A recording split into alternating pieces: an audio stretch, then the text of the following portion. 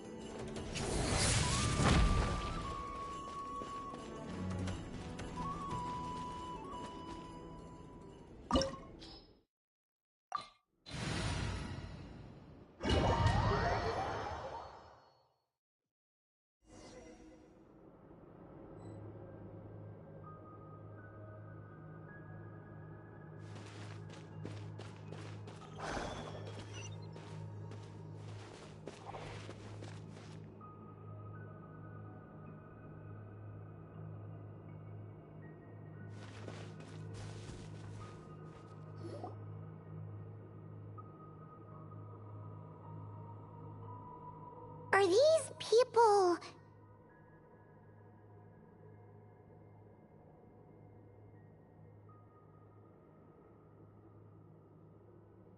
Judging by their clothes, they appear to be phantom Hyperboreans from the distant past. That could mean they have some clues about the moon goddess's name, right?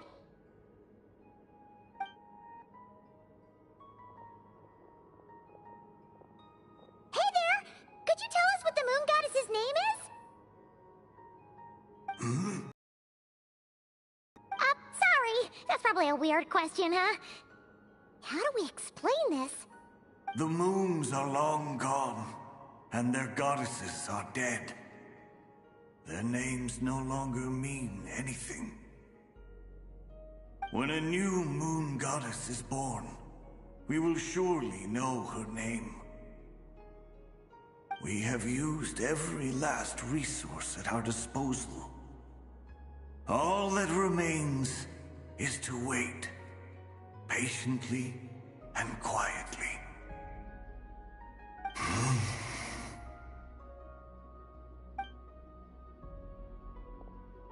Were the people of the past all this devout? It looks like this phantom doesn't intend to converse with us any further. Surely the new moon goddess he speaks of must be Columbina. Alas, Kutar's birth came long after the age in which he lived.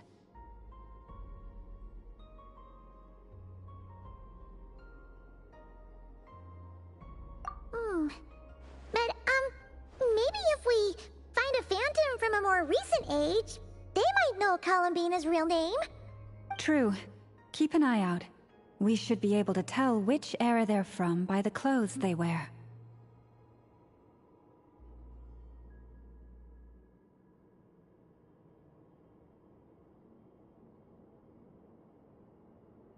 Yeah, you've been pretty talkative this whole time. What changed?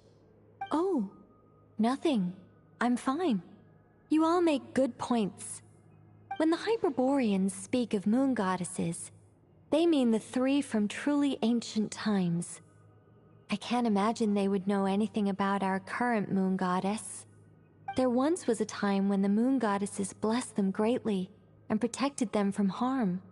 So, when the war between the gods and dragons plunged the world into chaos, it seems they looked once more to the moons for help, praying for a new goddess to be born.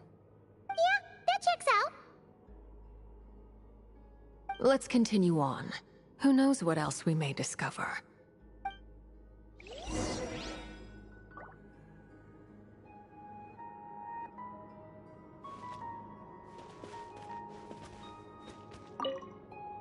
The moons have left for now, but they would not abandon us forever.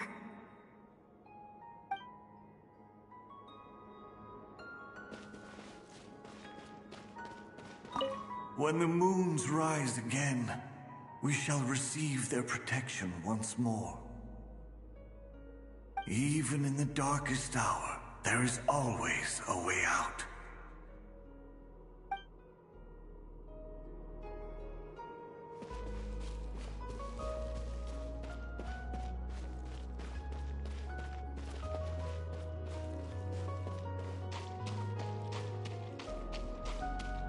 There's a door blocking this path!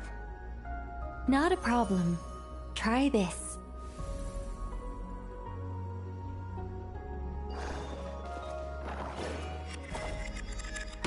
Whoa! How did that door suddenly collapse? This device was maintaining the door's integrity. Remove the core, and the device stops working.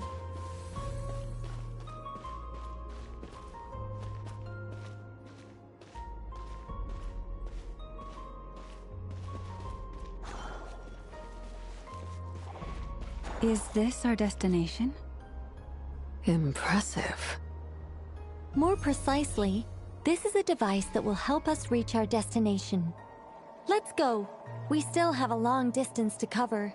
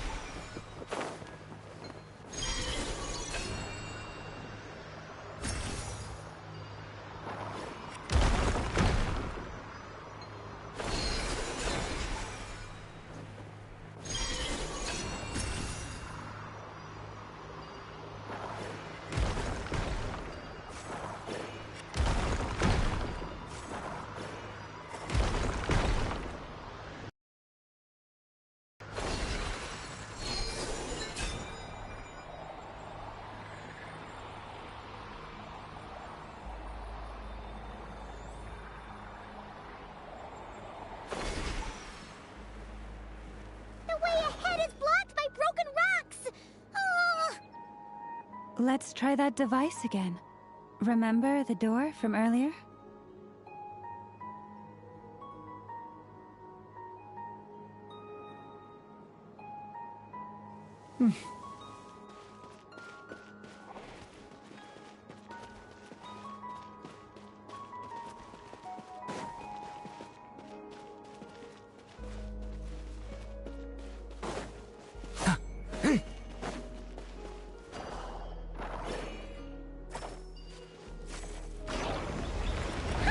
So it works in reverse, too!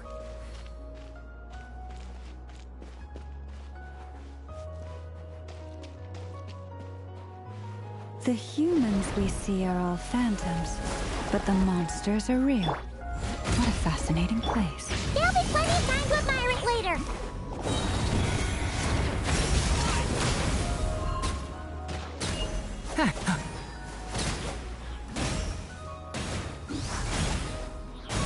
Watch out! No! No! Not yet!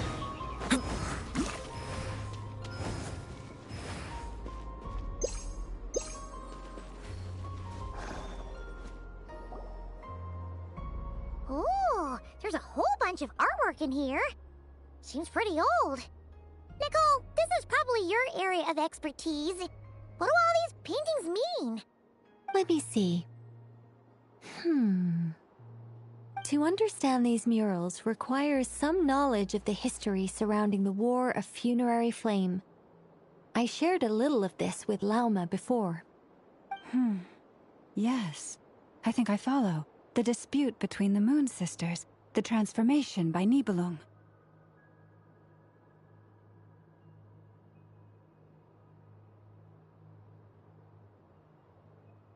Oh no, it's no trouble. I'd be delighted to share the tale again. Alright then. Tevat's 3 moons and their goddesses were brought into being by the will of Nibelung, the then ruler of Tevat. But when the heavenly principles came, they changed the world completely, down to its very foundations. The moon goddesses were nowhere near strong enough to challenge this entity. But the heavenly principles did not view them as heretical entities that had to be removed.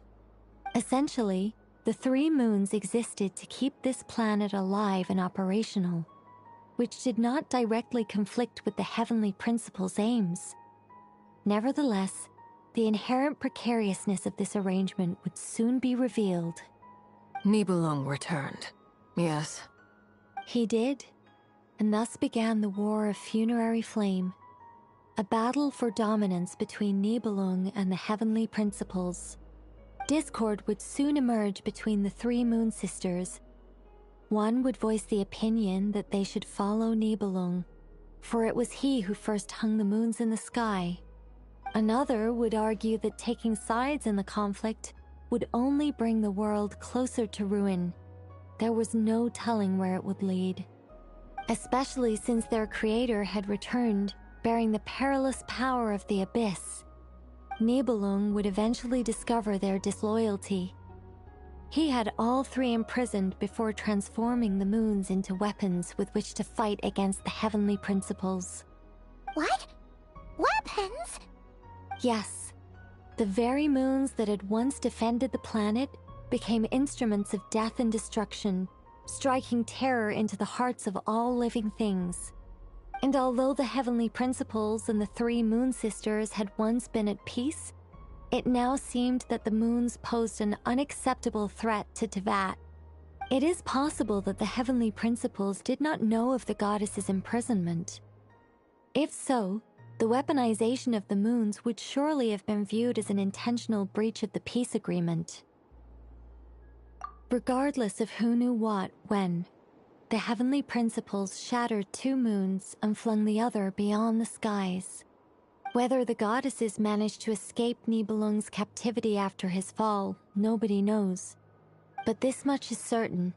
From that day on, the moons no longer belonged to Tevat. The rejection slowly drained their power until eventually they passed away. So that's the full story. You say the moons ceased belonging to Tevat from then on. Why then would Columbina be born here? That is perhaps due to the lingering connection between the Frost Moon, which was not shattered, and this world. You could see it as the 3 sisters' dying wish. They never desired war. All they ever wished for was to protect this land. I see. If the final fate of the 3 goddesses is as you say, then Columbina faces the same grave danger. Our investigation has yet to bear fruit. We must hurry. Yeah, you're right. Let's keep going.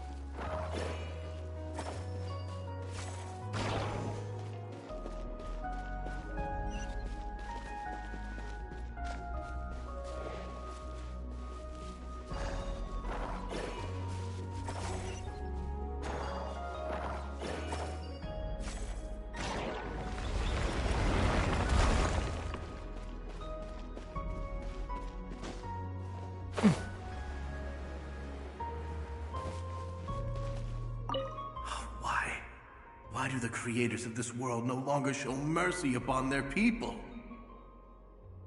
Remember his words. We must change our fate with our own hands.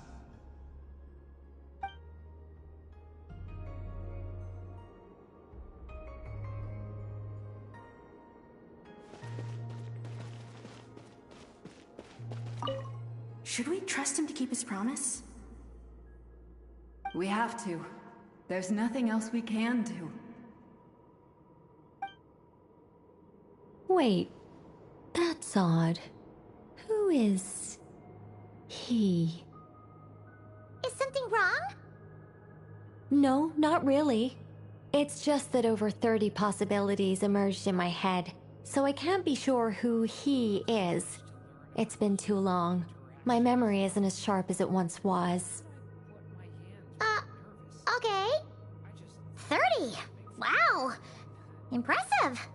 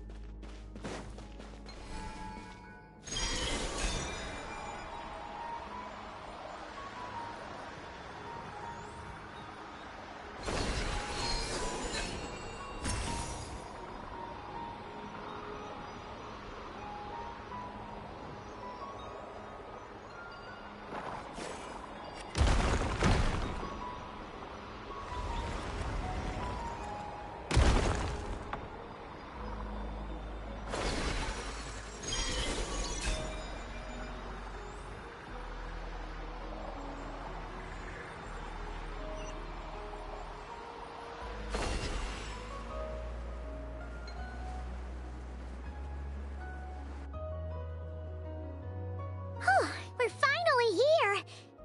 Guessing we'll need to activate this thing? Indeed. I was a little worried about that at first, but as we got closer, I sensed that the Kuvaki within it flows unimpeded. It should be functioning normally. The only issue is how to activate it. It's looking a little worse for wear. What about the cores from some of the other devices we've seen? Can we repair it using those? In all likelihood, yes. I imagine that would have been the Hyperborean's backup plan. Let's look for some cores.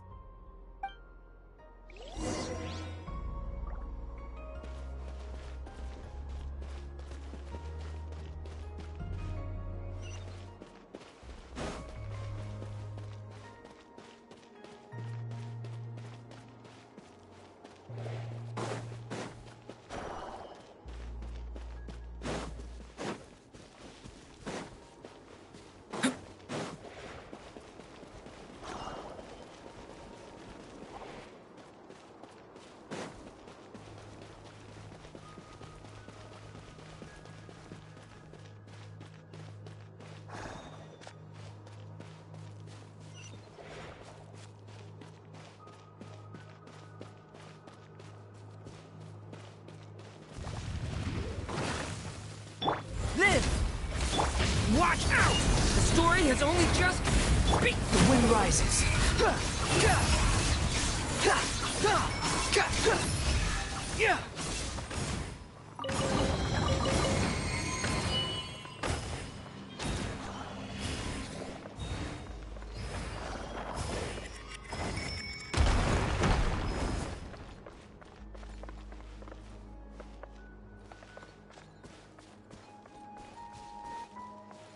Quit following me.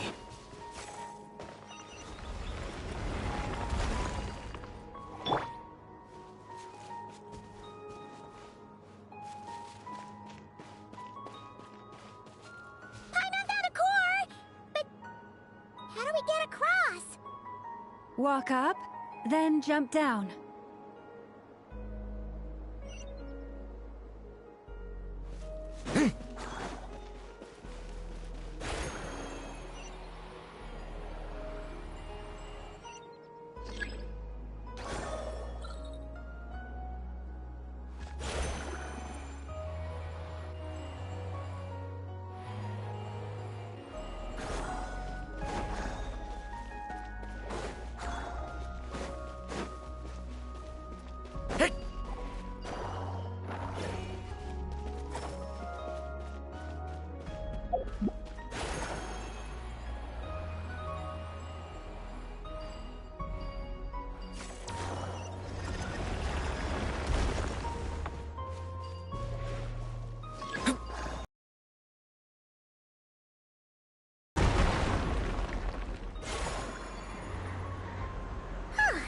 should be enough cores. Let's head back.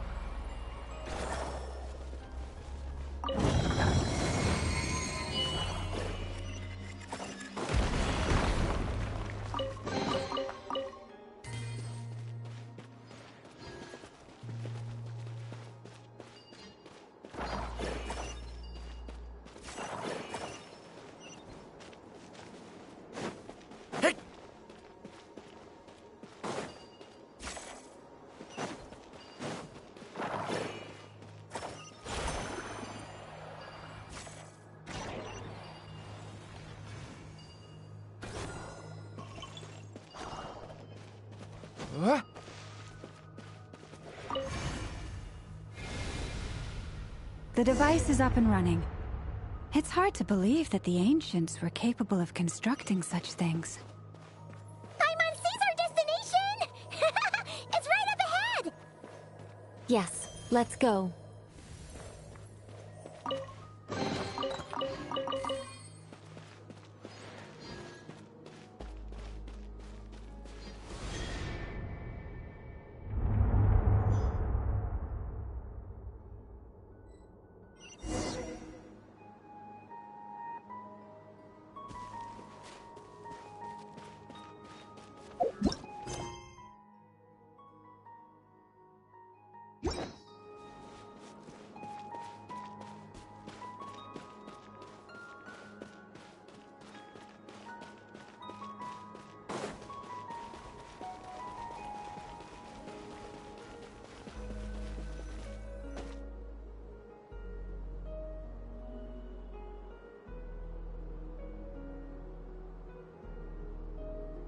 This is where the people of Hyperborea communicated with the moons.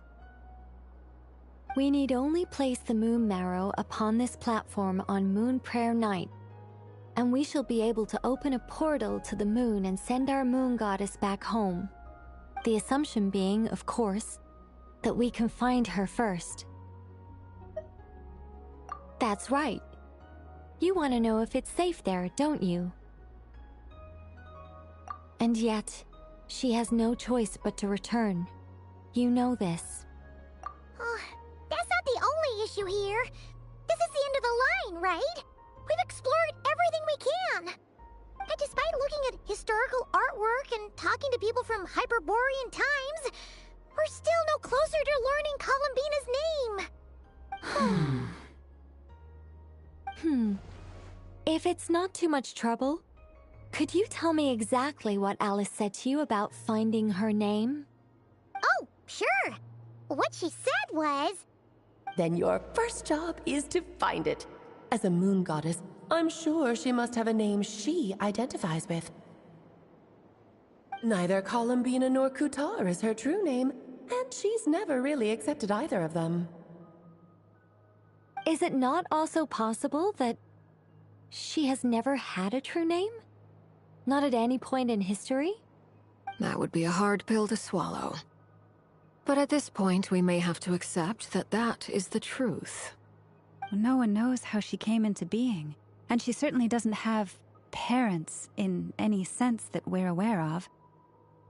Perhaps she was never granted a name at all. But does that mean there's no way to get Columbina back? She's just gonna disappear and there's nothing we can do about it? Huh? Wait, why all this pessimism? Was it the way I phrased this question? You all seem to be taking this in completely the wrong way. Well, just because she's never had a real name in the past doesn't mean she can't have one now. What? Think about what Alice said again. She never once said that you'd have to find a new name, did she? Are you saying what I think you're saying?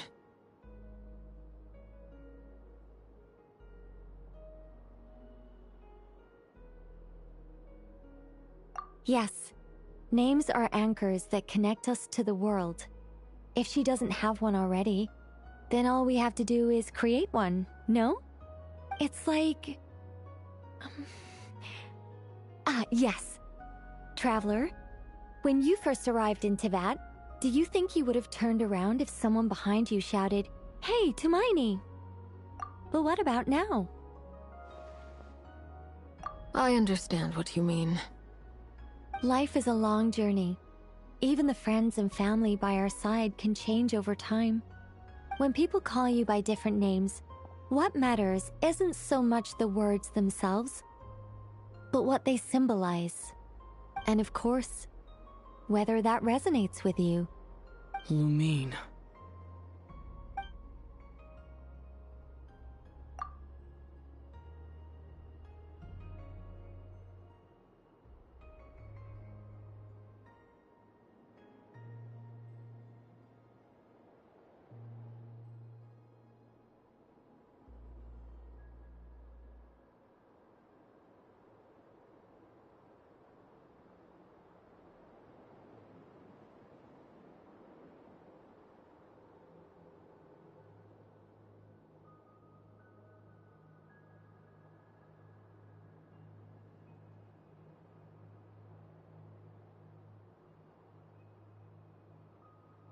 So, close your eyes and picture the moon goddess in your mind.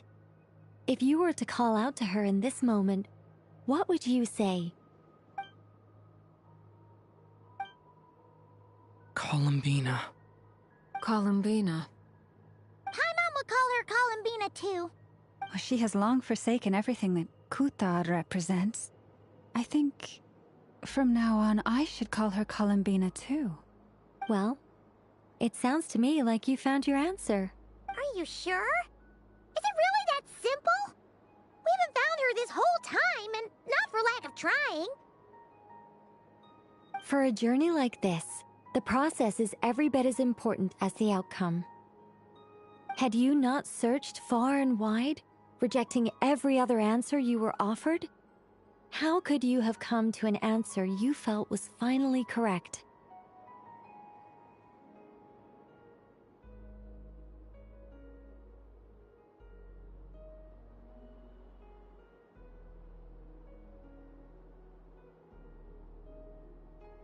Oh, it all makes sense now. This has Alice's fingerprints all over it. Are you suggesting that mage knew from the start that Columbina never had a real name to begin with? I can't say for sure, but I can definitely imagine her chuckling in satisfaction somewhere right now, saying, "Ah, what fun."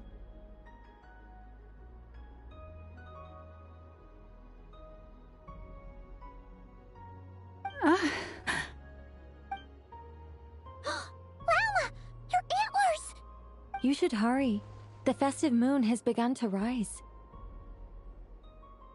Do not worry, for when you called the name Columbina just now, I could sense that the power within was enough to summon back the moon goddess. The power within what? The name? Yes. So, the thing is...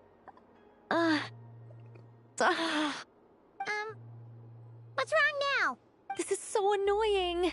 I really want to explain how that whole thing works. Starting from the founding principles of Teyvat and... Oh, I could talk about this for hours.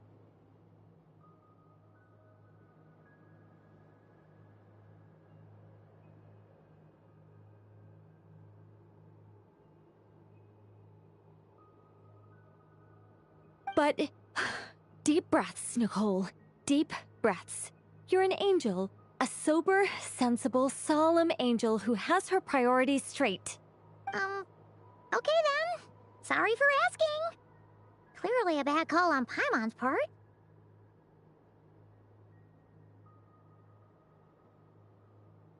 Anyway, you all need to hurry. Last thing, remember how it felt when you called out that name. Then it is agreed. By the name Columbina, we shall find her. Then we'll throw her the best Moon Paranite party ever! And at last, we will send her home.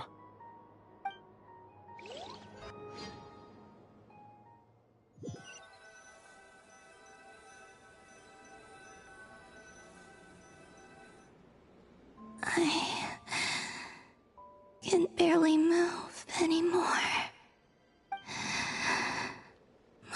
consciousness is fading away. Have they come back out? I'd love to see them one more time.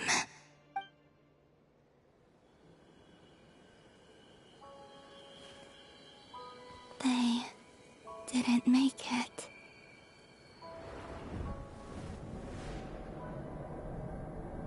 Could you tell me your name? My name is... Columbina!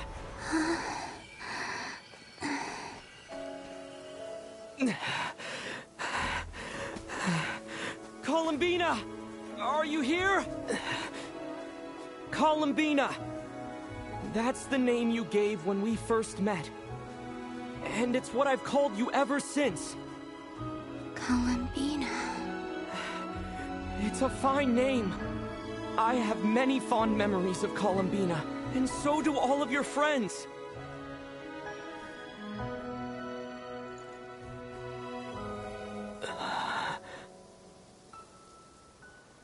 If you like this name...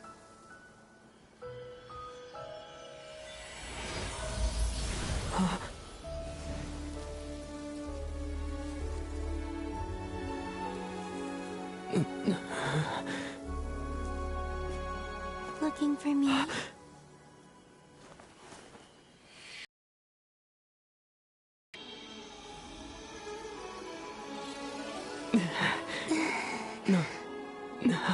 I like it. You can carry on using it. My name is Columbina Hyposelenia.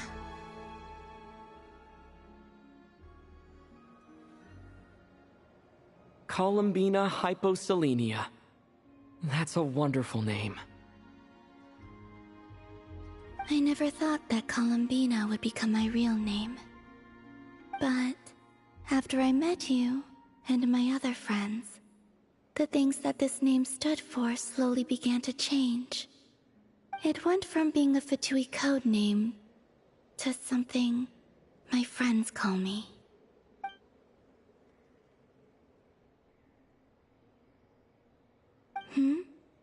What is it? Why aren't you saying anything?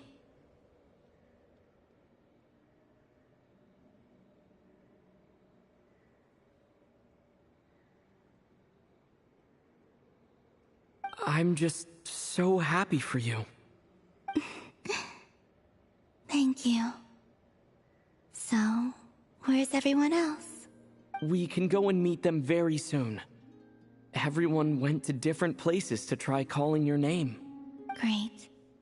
I'd like to thank them as well. Everyone's done so much for me. Searching for my name, entering those ancient ruins. Huh? Wait, so you were... Yes, I was there. Not physically, but my consciousness was still holding on. I followed you the whole way. Starting from when? You turned around and called out my name while you were in Nasha Town. Do you remember?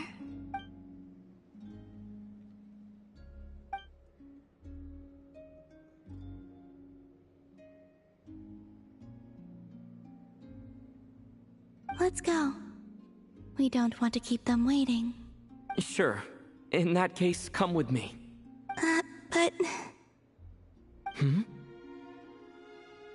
Before that, could you call my name one more time? Sure. Come with me, Columbina Hyposelenia.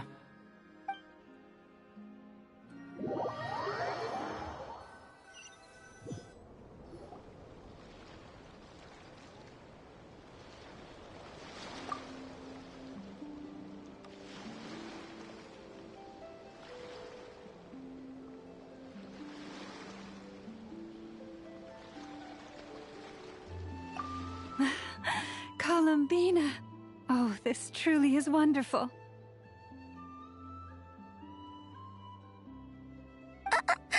Llama, I can't breathe. Ha ha! Just in time for Moon Prayer Night. It's good to have you back, Miss Columbina. Yeah, we were worried sick. Thank you, my friends. With your help, I now have a name that belongs to me. Columbina hyposelenia. Where's the second half from? You added it yourself?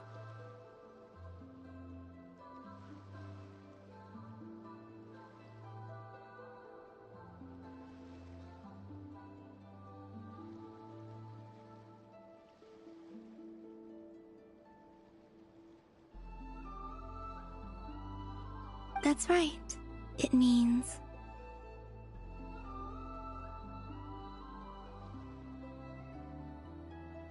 born beneath the moon.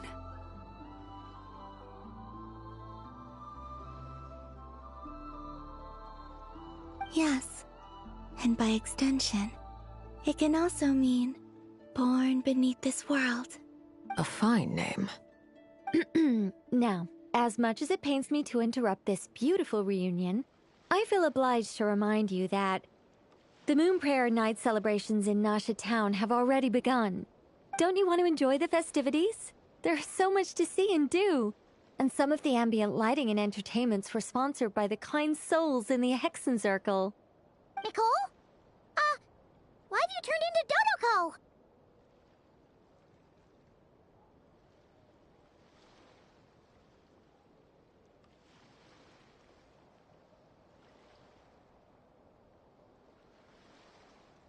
So you're Miss Nicole. Thank you for helping us, and for helping me find my name. You're quite welcome.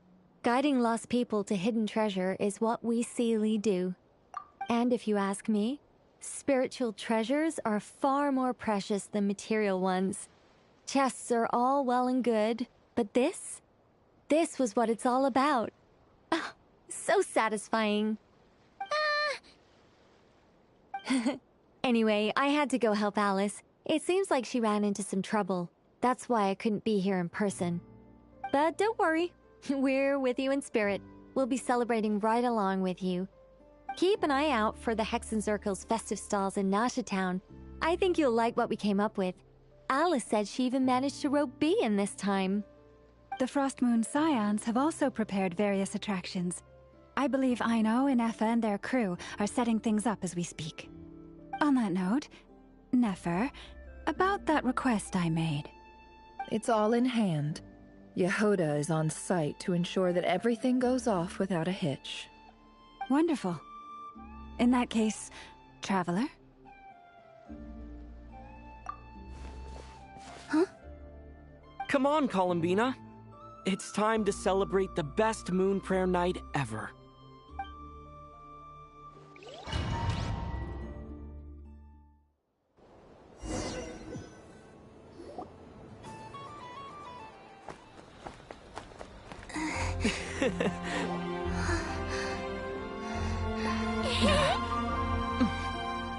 Hey, young lady. Would you like some Moon Prayer Night candy? Happy Moon Prayer Night. Oh, yeah. I almost forgot to say. Welcome home, Moon Goddess.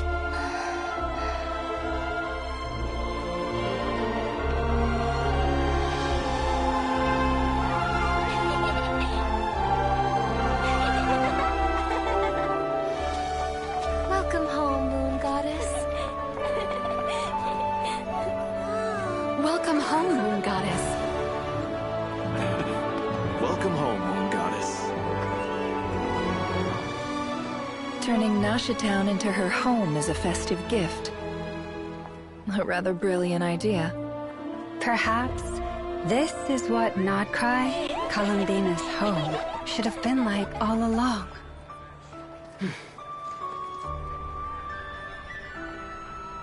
Thank you for the gift. I like it a lot.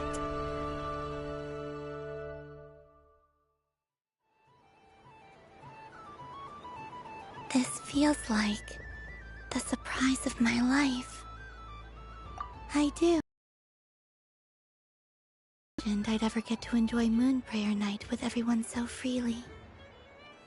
If you're happy, we're happy. quite a strategy you came up with. Hide the tree in the forest. It's not your usual style, Lauma. Is there something about Moon Prayer Night that enhances what's in your head as well as the antlers on top? Apparently so. It even inspired a perennial penny pincher to use their resources for a greater cause. It truly is a magical festival.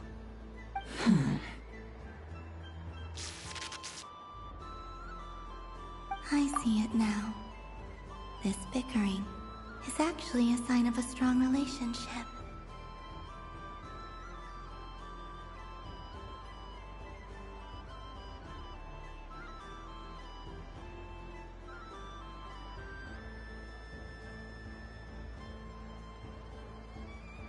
Huh? What's everyone doing here? Oh! Miss Columbina, you're back! Yes, I'm fine now. Thanks for your concern. How's your progress with Alice's assignment? Very well indeed. I've never heard her sound so excited. Not like this. This time her excitement seems more serious.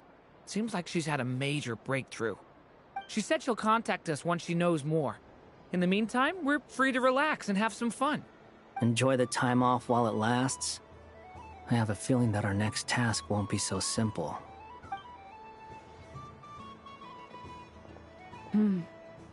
I should go. I still have a few things to attend to at the Frost Moon Scion stall. And I think I'll take a look around. With any luck, this once-in-a-year festival will come with once-in-a-year opportunities. Hold up a second. Where's Varka?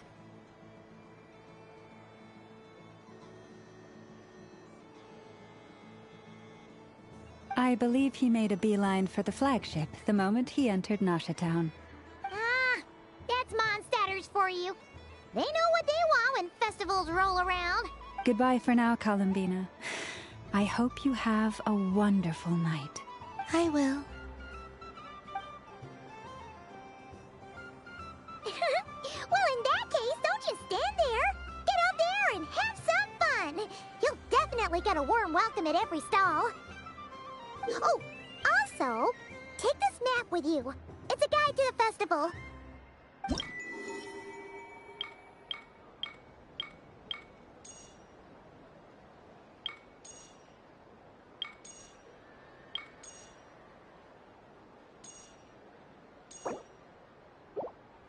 The Frost Moon Scion stall is over here.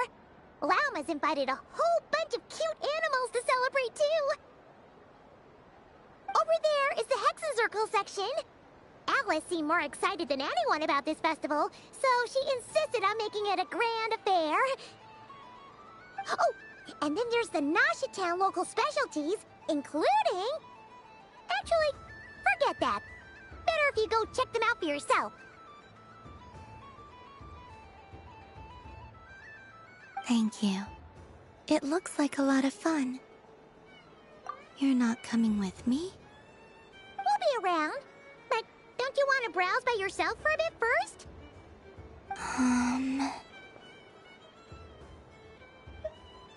Yep. If you find something you like and want to try it out together, just give us a shout. We'll be right with you. Otherwise, just relax and enjoy yourself. There's so much on offer, so try to experience as much as you can. And don't forget to stuff yourself with all the delicious festival food. All right then. Off I go.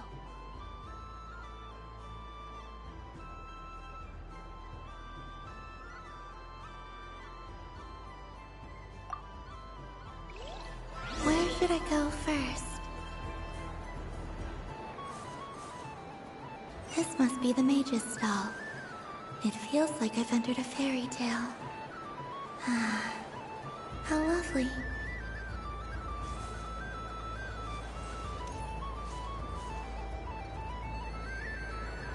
But I was aiming right at it.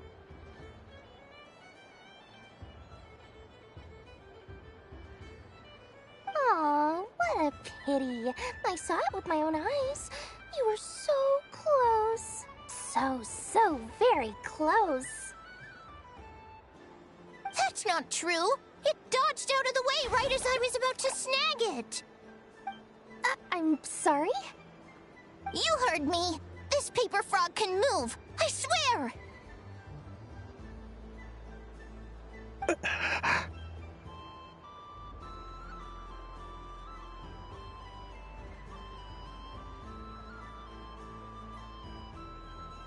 Dear, oh dear, what are you saying? How could a paper frog move? Unless you believe there really is magic in this world. But even if I, the mere humble merchant that I am, knew such magic, surely I would not use it on a paper frog. I'd sooner give Mora legs, so it could walk right into my purse. My dear, dear customer, why not have one more try?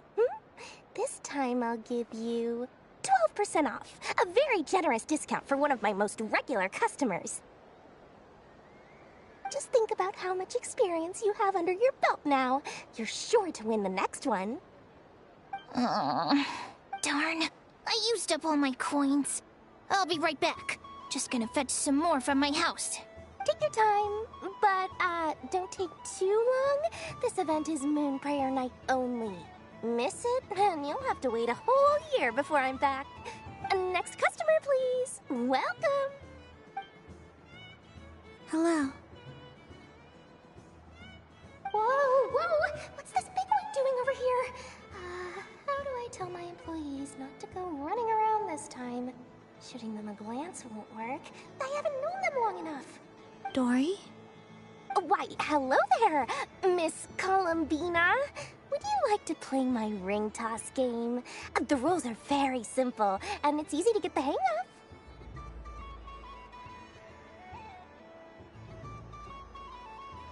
How much for a round? Oh, first time's free. Not a single Mora. After that, well, we can cross that bridge if and when we come to it.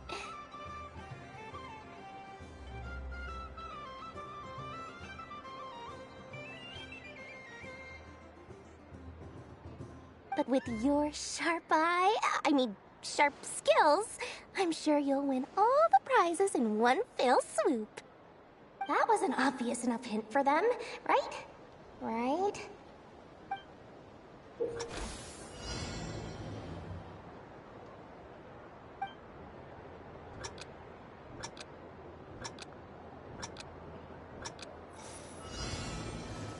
Here comes the ring! Oh, peanuts.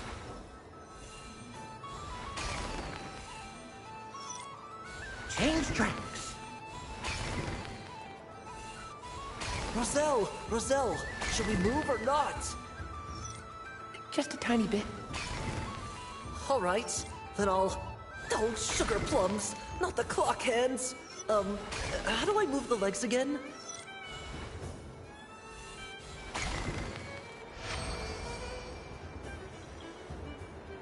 Let's see now. Let's see. Wow, very good. That's the highest score we've had all night. And here's your prize. Now, how about another round? As for the cost...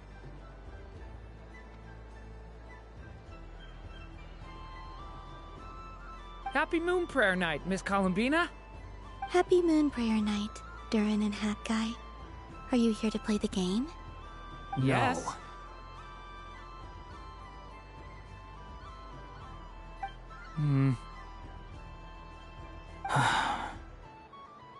You said we were just coming here to say hello. I did, but then I recognized a few more people as I got closer.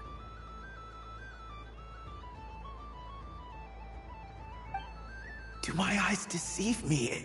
Is that... It's our little dragon! He's all grown up! Someone's popular. Well now, since you came all this way, why don't you try out this lovely game we have going? First try is free! He'll have a go. I'll pass. It's only one free try per customer. You can't give your try to him. I'm aware. How has Elder Almond been lately? He's in great shape. He goes for a run in the forest every morning to stay fit and healthy.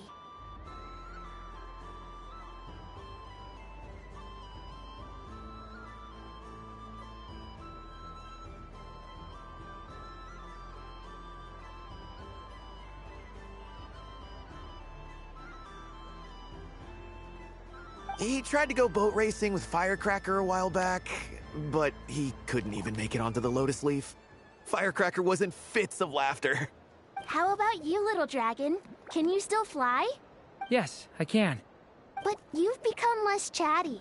Has growing up been tough on you? We call that maturity. You know, the thing people sing about. The knight wields a sword of stone to defend those hearts that are made of gold. Stone is very heavy. That's what keeps him from talking too much. That's awesome! I want to be a knight when I grow up, too. Ring, here I come! Ha!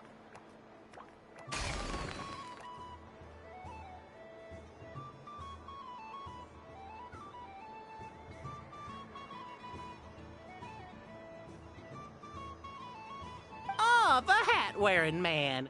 I never thought I'd see you again. You seem more determined than when I saw you last on the train. If you say so. Oh, I do say so. The people you once helped see it clearly. It's because you are once again on the right track.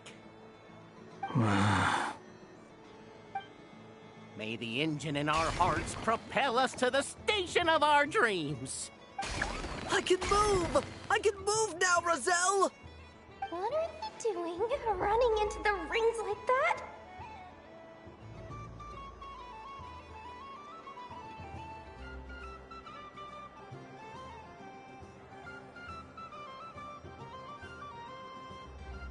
You got them all so quickly! I've never seen anything like this in all my travels.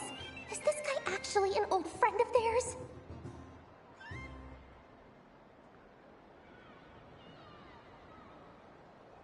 But how? They're origami animals and clockwork people from a fairy tale. Getting to know them would be quite an arduous task, unless they share a hometown? I have to get to the bottom of this. Next time I see the Great Mage Alice, I shall demand answers. Thank you, Dory. I had a lot of fun.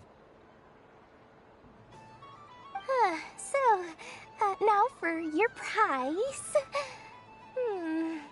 Where did I put it? Give me a moment to dig it out. Oh, sweet grand prize. How I wish I didn't have to let you go. Good thing I've already turned a profit from the customers earlier in the night. Otherwise, I'd have wasted all my hard work. Okay, I'm back. What? I leave for 2 seconds and someone's already claimed the grand prize? Oh, well, these things happen, you know?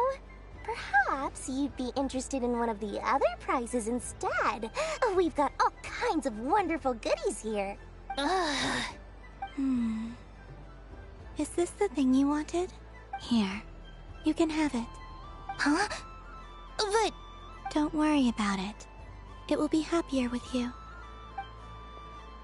Oh, thanks so much, miss. Moon Goddess. Oh, goodness gracious, Columbina. Give me strength. How am I supposed to make any more money from this child at this rate? Daddy, look! That's the game I was telling you about! Forget it. She is the Moon Goddess after all. I'll think of some other way to swing this. Maybe I can try to hook this new kid. Huh?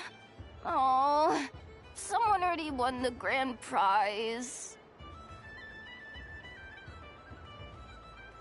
You can take mine if you want. What? Why? Why are all these bleeding hearts coming here to ruin my business? Happy Moon Prayer Night, everyone.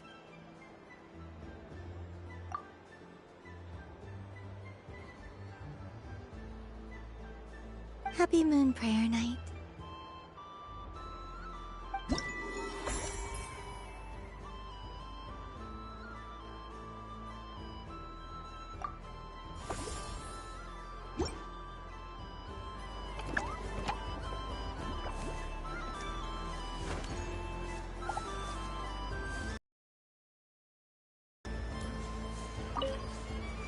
done being a do-gooder yet?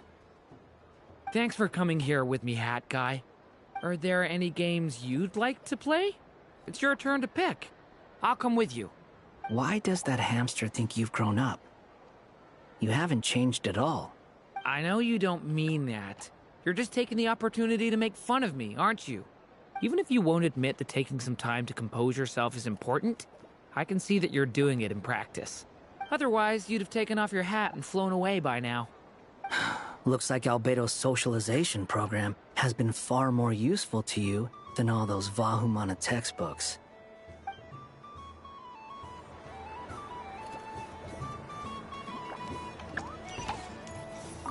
If all the prizes are gone, I might as well close up shop for the day. But you haven't had your fill of fun yet, right? So the next time a customer shows up, you're going to have to run faster, all right? And remember, run out of the rings, not into them.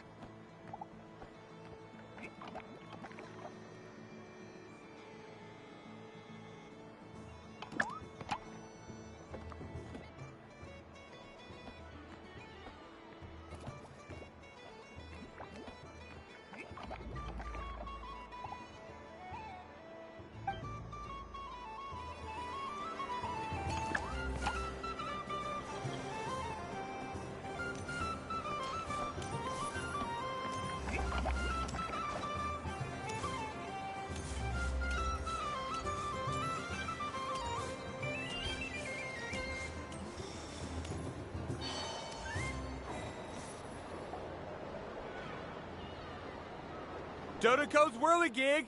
Come check out Dodoko's Whirligig!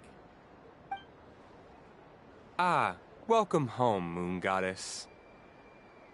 Might I ask what this is? Ah, it's a very special amusement sponsored by the great mage herself. Ride on a soft and furry Dodoko and embark on an unforgettable adventure. I say that, but I'm just following a script here.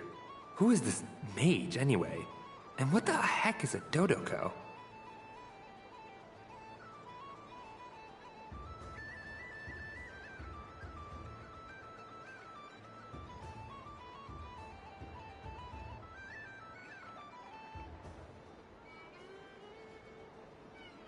I'd like to ride. No problem.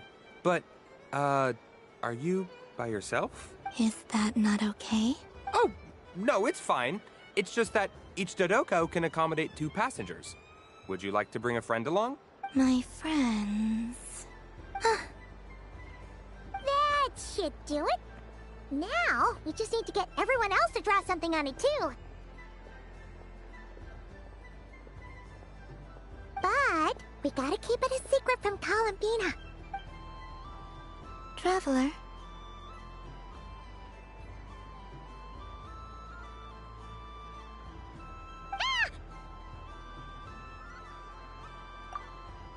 I want to go on that ride. Will you join me?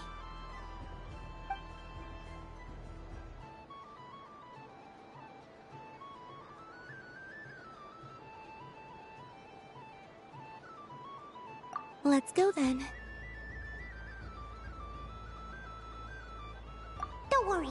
Paimon will do the rounds. You go have fun.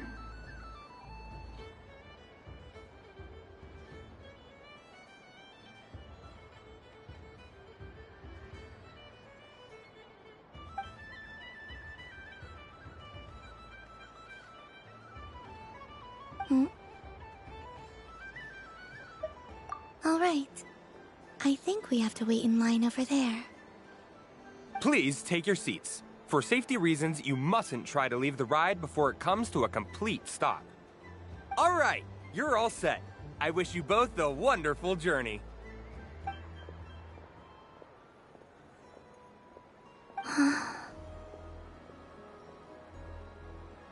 Not bad.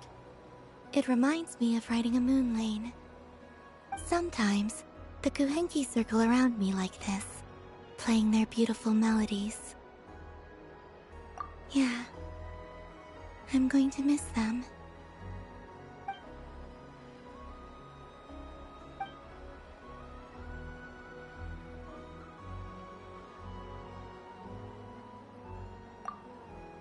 It does.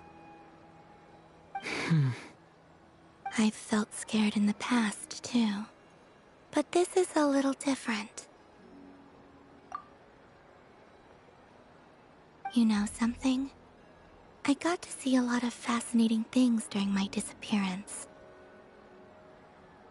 I saw how the Frost Moon Scions act around their families. So different than how they used to act in my presence. And I also saw how they interact with their friends. It made me curious at first. Why do people act so sincere when they're worshipping gods, but save their truest, warmest feelings for each other? Slowly, I came to realize that it's because they trust one another. They know, deep down, that they'll be accepted for who they are. All of it. The good and the bad. I know. I knew it the moment you started calling out my name. What I fear now is the end. I fear losing all this the very night I have gained it.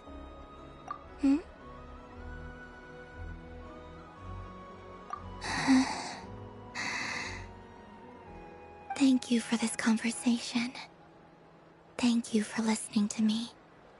Don't worry. This fear I have, and the unknown that awaits me, they cannot hurt me. Not when I possess a treasure far greater. I just want you to remember this version of me. The real me. On this final night together. Dear passengers, Dodoko's awesome adventure has come to a close. Please leave in an orderly fashion, and we look forward to seeing you again in the future.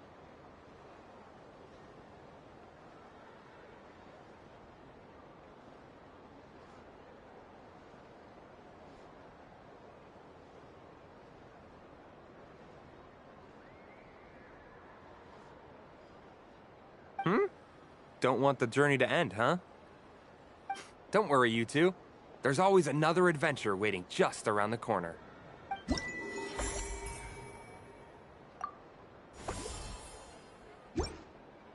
So this is the Frost Moon Scions area.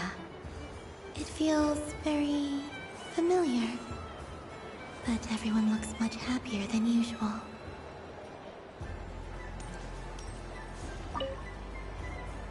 Fun ride, huh? You and Columbina looked pretty sad to leave. This isn't gonna make Paimon dizzy, is it?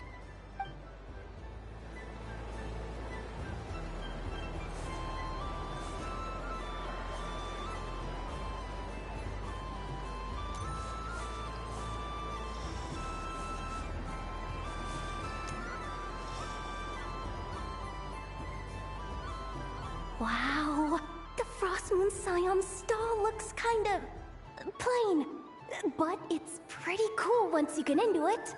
I don't go to Hisi Island much, but it's got that, like, all-the-world cultural feel. And if culture means we get more festivals, I'm all for it! Hello, Yahoda.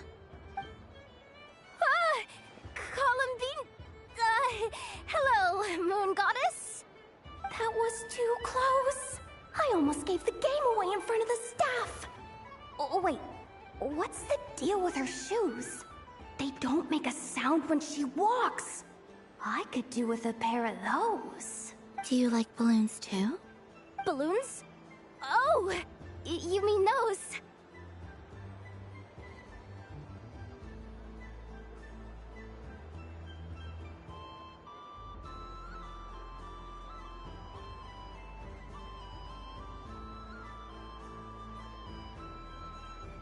What's so fun about balloons? I'm not a kid anymore. They're probably more up Aino's alley. Yes. The animals seem very curious about these strange flying objects. I was drawn here by their voices. I recently learned a fun new game you can play with balloons, so I decided to come and give it a try. A new game? Hello. Welcome home, Moon Goddess. Here to buy some balloons? Yes. Could you give me a few that haven't been inflated yet? Are you sure? I guess it's not a problem, but... Yes, please. Thank you. Uninflated balloons? But those are just little rubber pouches. What does she want with those?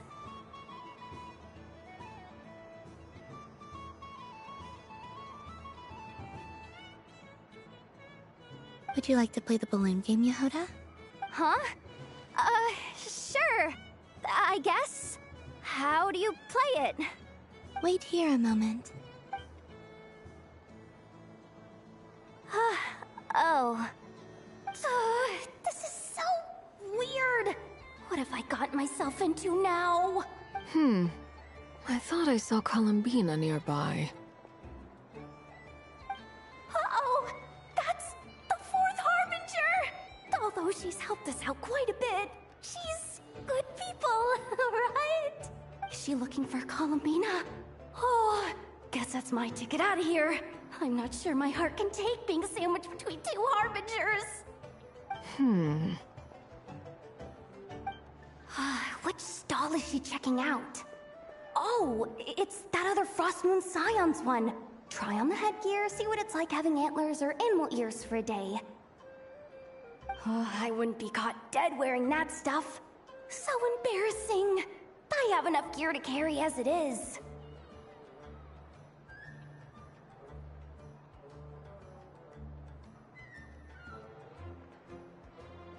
Wait, what? She put it on?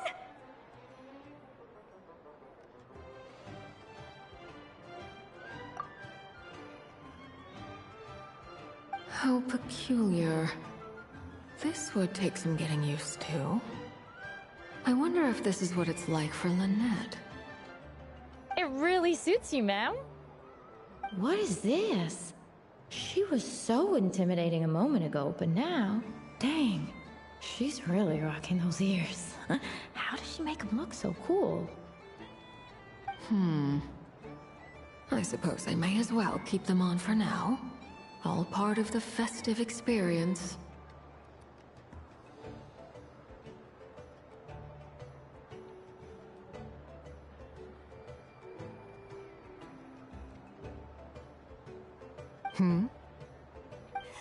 She's coming this way. How do you do, Miss Yehoda? Oh, jeez. Don't talk to me while wearing that thing. Where am I supposed to look? Oh, hey there. I'm looking for Columbina. Have you seen her? She just... Huh?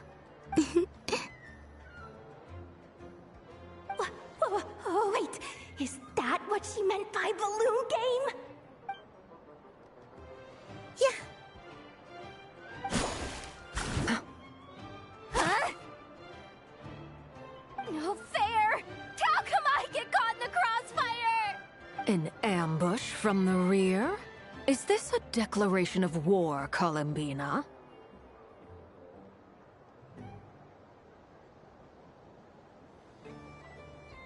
Would you like to play too, Arlecchino? Seriously? Are they gonna start some beef right here, right now?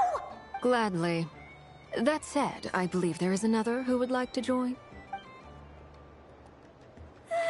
Boss Nev! Thank goodness! You've got to get me out of here! Things are kicking off big time! Hello there. I'd like 10... no, make that 20 balloons, please. Uninflated. What? Miss Moon Goddess, I hope you're prepared to pay the price for assaulting my employee. Welcome to the game, Nefer. Just to be clear, let's keep this a fair fight, okay? No strange powers, please and thank you. Naturally. Don't just stand there, Yehoda. Aren't you going to team up with me? Huh? Do I have to? Of course. Don't forget, the Curatorium has a reputation to uphold. I knew something like this was gonna happen.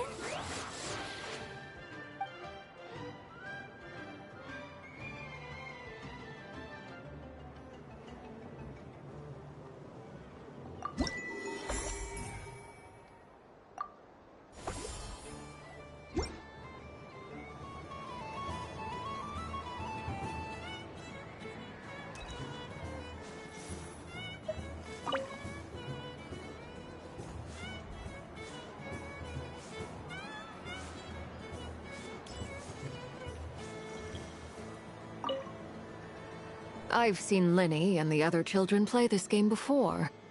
It would seem that it's not a bad way to relax, once in a while.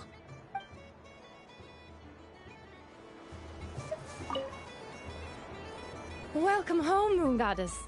Would you like to try on some animal-themed headwear? I always hear Lauma saying how heavy her antlers are. I wonder how it feels. Let me give it a try. Oh my! It really suits you. It's a little itchy, and it's hard to turn my head. Should I keep wearing it? How does this look? How does this look?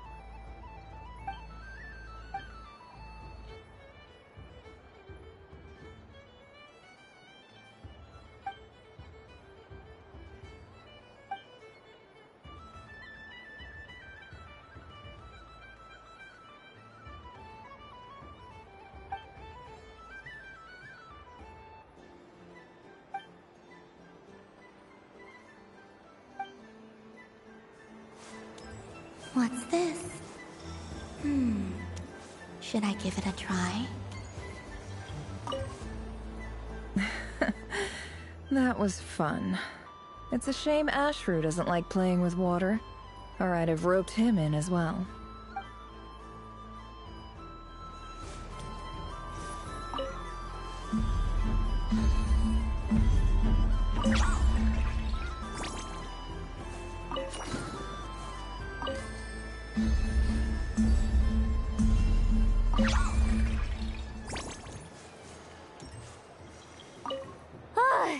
I just had a water fight with two Fatui Harbingers. Pretty scary, but also surprisingly fun.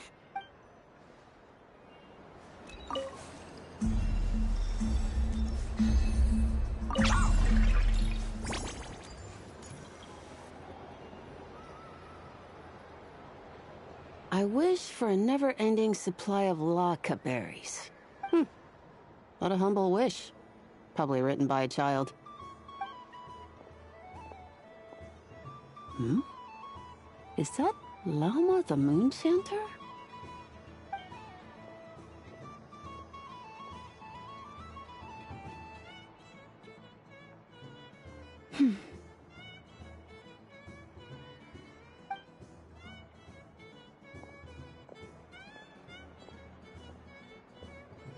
I wish that the long plume ibises would stop biting me. Oh dear, poor Lauma.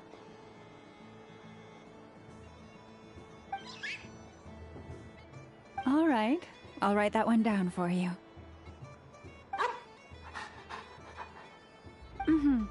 I got it. While everyone else is celebrating Moon Prayer Night, you're as busy as ever. I don't mind. It's rewarding work. A good kind of busy. My antlers are at their heaviest tonight, and the Kuvaki waves are especially strong. But as I help these dear friends hang their wishes up, I feel a great peace within myself that is hard to describe. You see, they are all such beautiful wishes, and they are ones that we can fulfill by our own strength. Do you blame me, Llama? I want to hear your honest answer. It is by the help of so many people that I can return to the moon.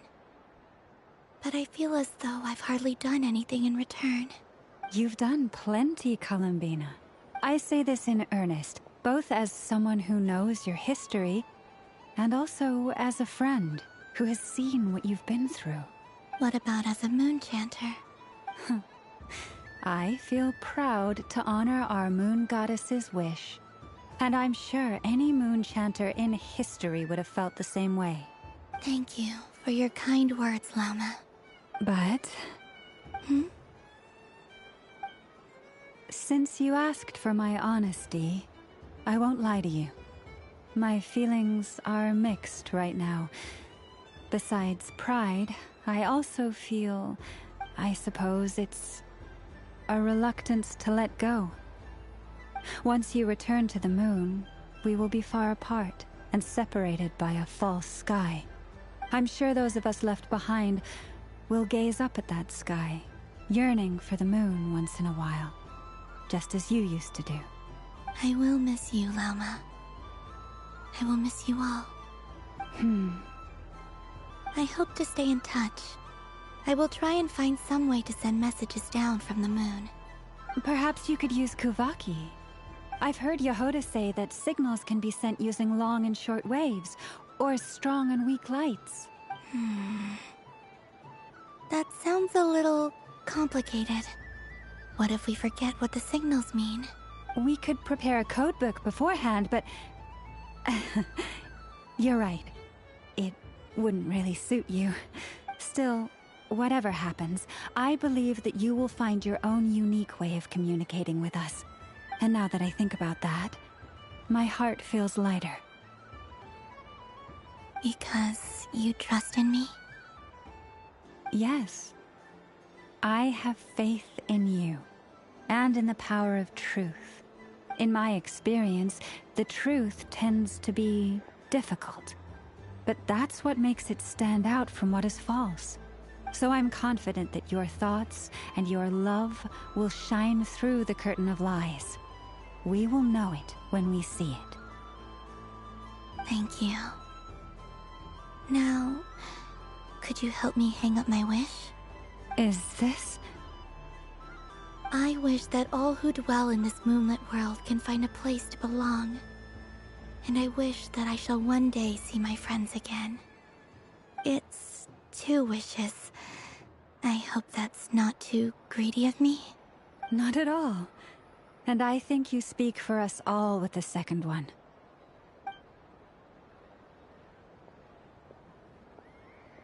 I shall continue to pray until the day that all of these wishes come true.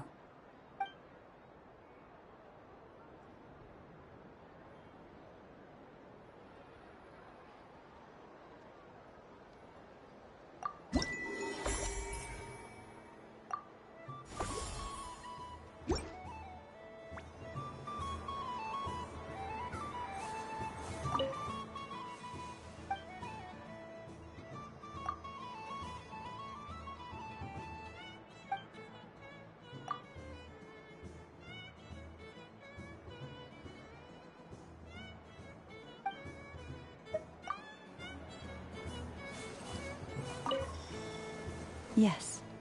May everyone's wishes come true.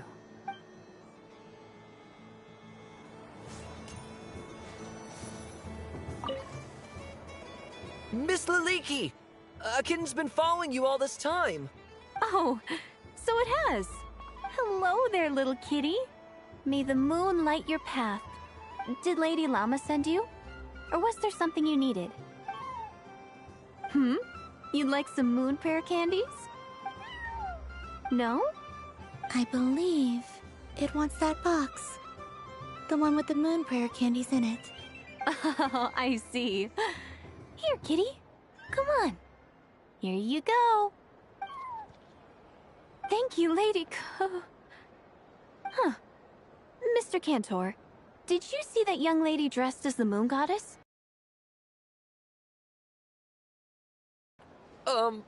I was watching the cat. I see. The resemblance was uncanny. She seemed like the true Lady Kutar, the one who guides souls.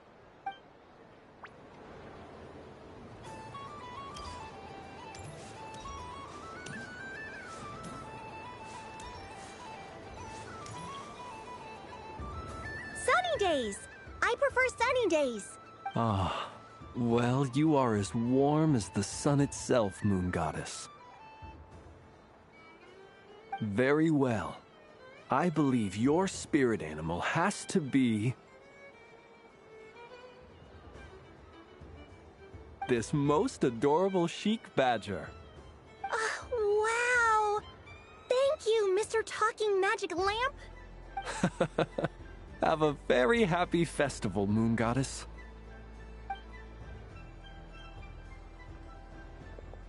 Lance? That's you, isn't it?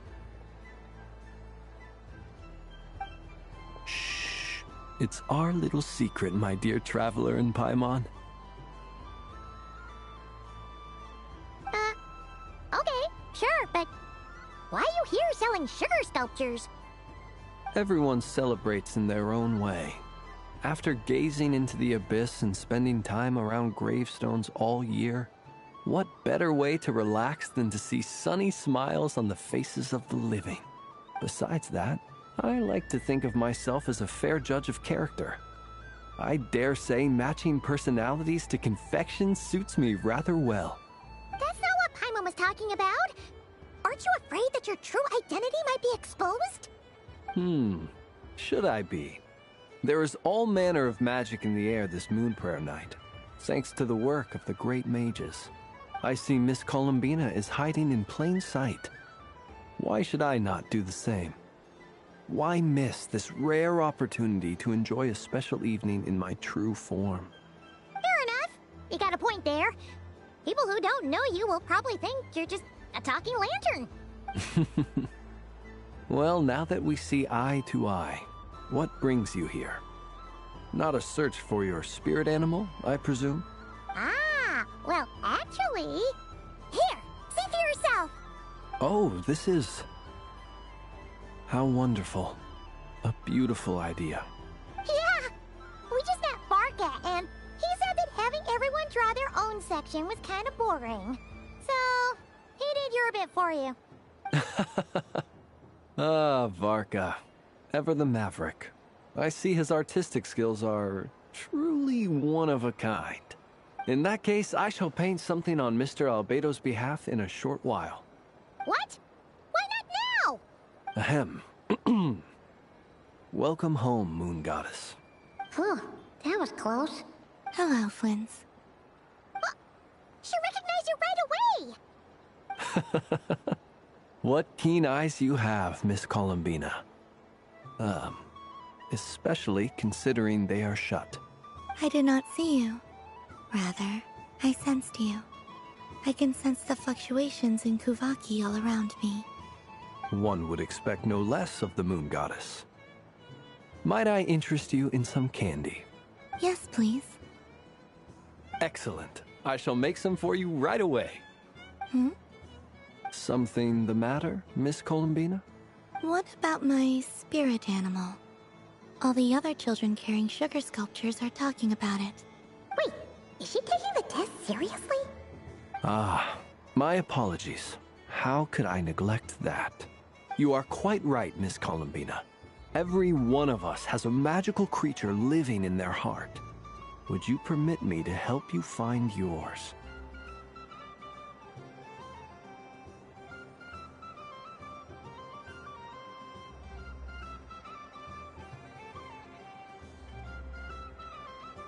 Yes, please. Do you prefer the day or the night? Night. Which of the 4 seasons is your favorite? Winter.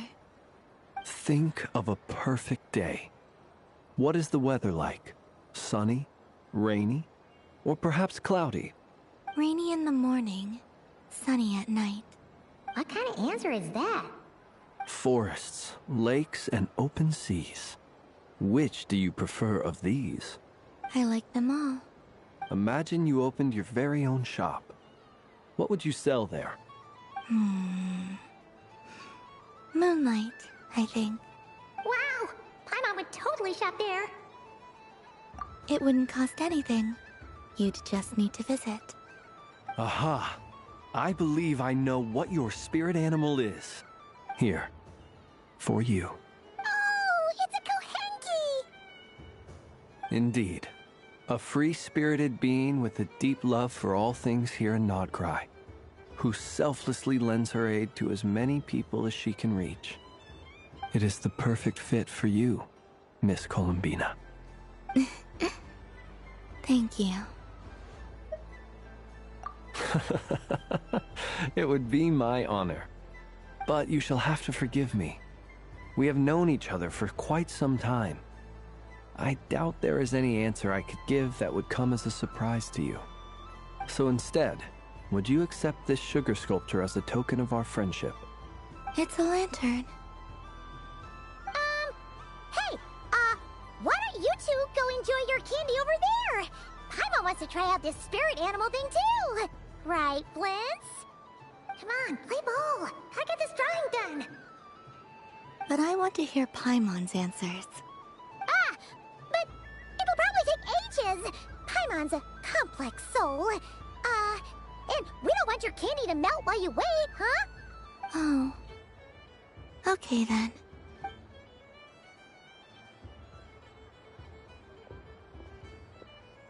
Phew. Nice excuse, Lady Paimon.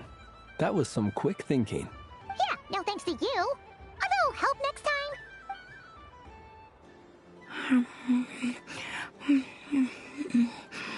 It's sweet. Is that Laka berry? I wonder what flavor the traveler got.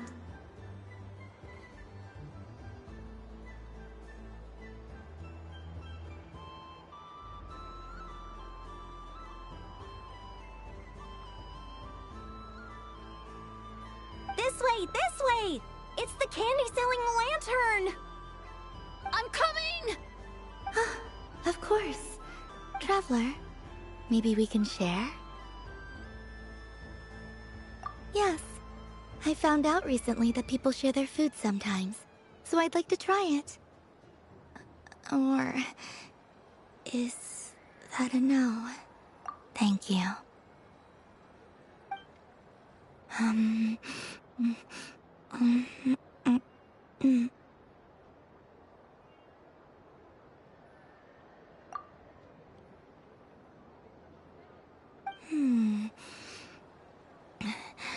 Yours is a little more sour than mine.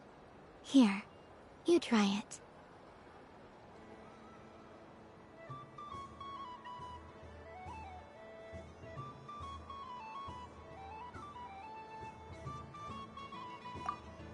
Are you sure? Amazing. My sugar sculpture has shrunk, yet my heart is filled with feelings of sweetness. I will remember this feeling. Sure.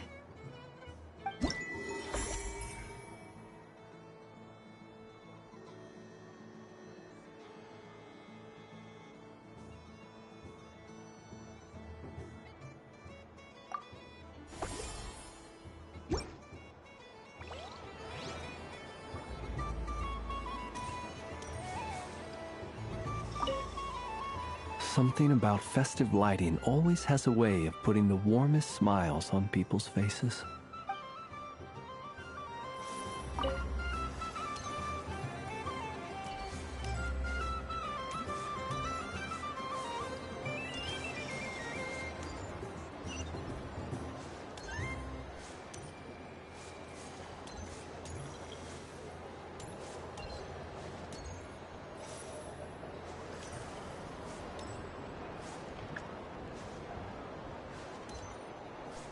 There are so many attractions here. Since I rarely get out, I might as well make the most of it.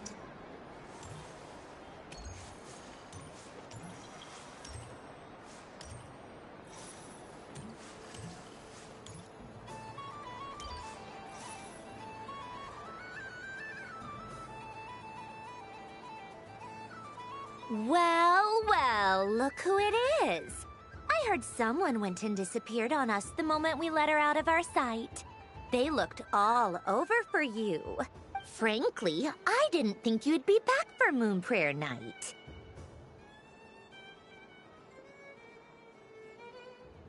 Were you worried about me, Sandrone? You would like that, wouldn't you? Do you even hear what you're saying? It seems to me like you disguised yourself with festive headgear, just so that you could come see me on Moon Prayer Night and make sure I'm okay. You didn't even bring Polonia with you. You? Ugh, I thought you couldn't see!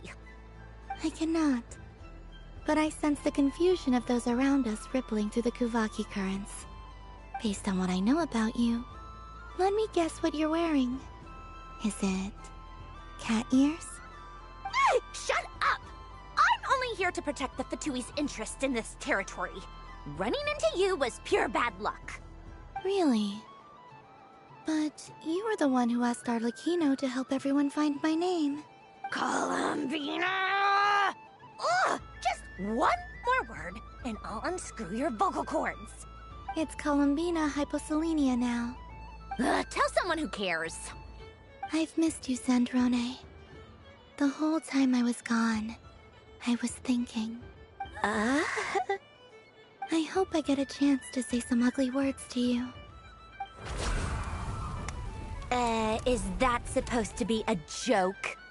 Anyway, let's go play that game. What? You mean that frostfin whale? Yes.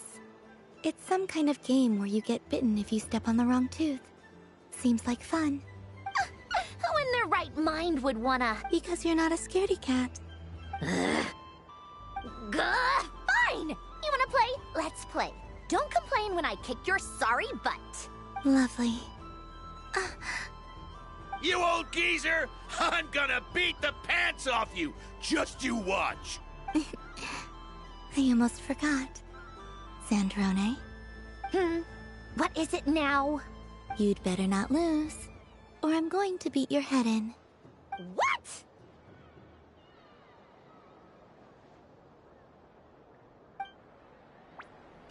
Allow me to demonstrate since I'm feeling so nice.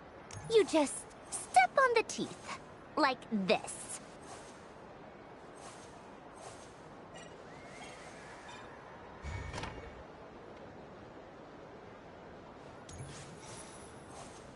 Which should I pick?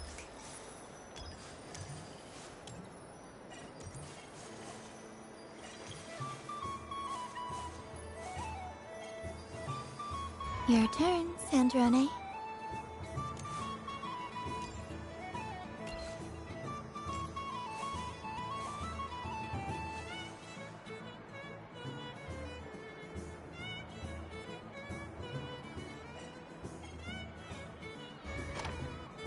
Don't come crying to me if you get bitten.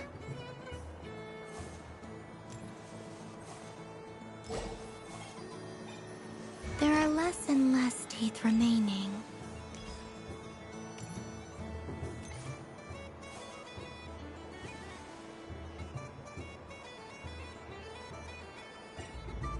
Huh? What's that noise?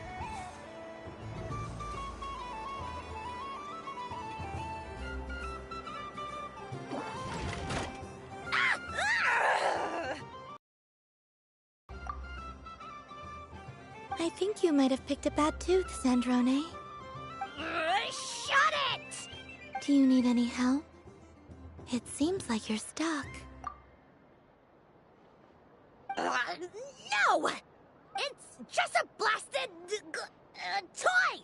How is its grip this strong? Stop laughing! Alright. Well, you lost. So just like I promised... Hey! What are you doing? Are you seriously? Hiya! Why, you... Oh, just you wait! Rematch! Are you alright, Sandrone? That was quite a strong bite. Are your clockwork parts? Quit your fussing! I don't need it! Alright. I'll go first this time.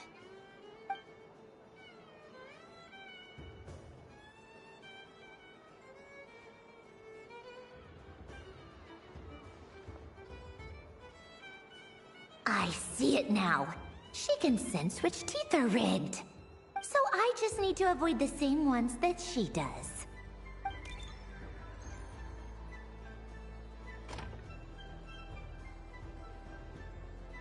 This one... Seems fine. She avoided that one then? Now I've got you. All right, my turn.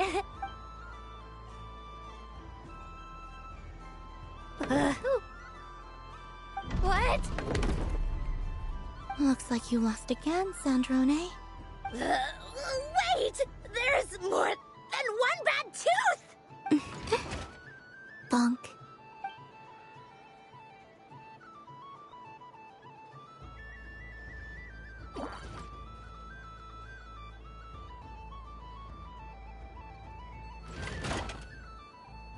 Stupid game! What idiot came up with this? Are you alright, Sandrone? You said some nasty things just now. Oh, I'm peachy. Should I let you bonk me on the head as well? Ah, forget it! Come on, bonk away. It can be your consolation prize for losing so badly.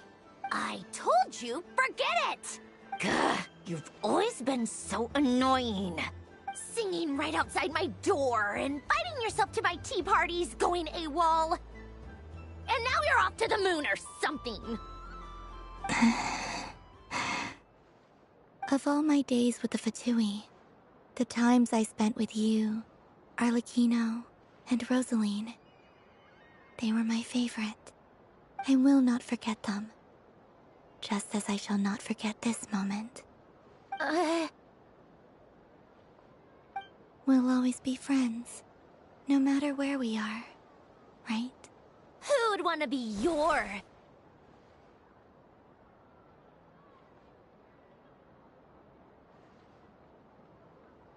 I'll miss you, Sandrone.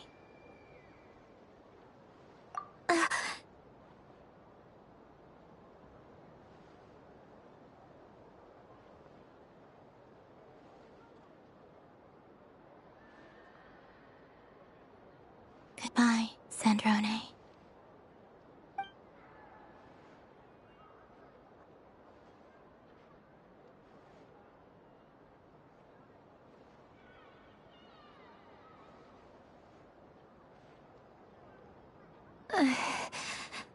I'll miss you too, Columbina.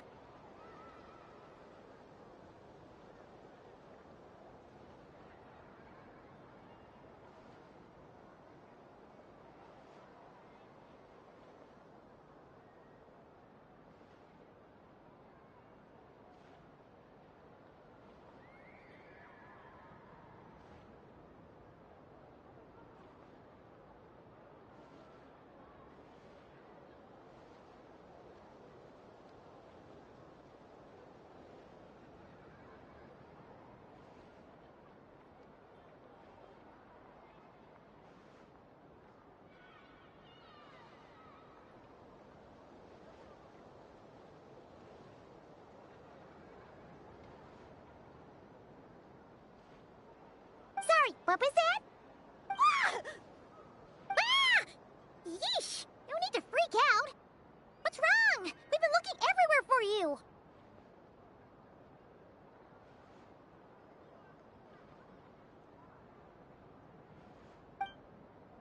What do you want? Oh, nice ears. What do you want? This! Huh? It's your turn to draw something. You're one of her friends too, aren't you? Doesn't know how lucky she is. Sorry? Nothing. I'm done. Take it. Oh, that was fast. Oh, and one more thing. Last time we spoke, you mentioned you were interested in the Narcissan Kreuz Ordo's research, remember? There were too many people when we last met, so we didn't get the chance to do this. What are you talking about?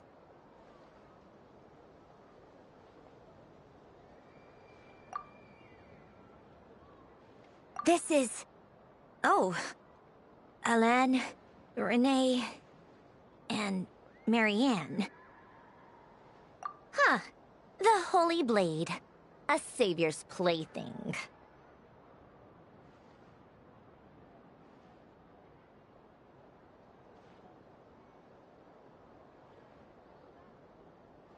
It's not about whether I approve or not.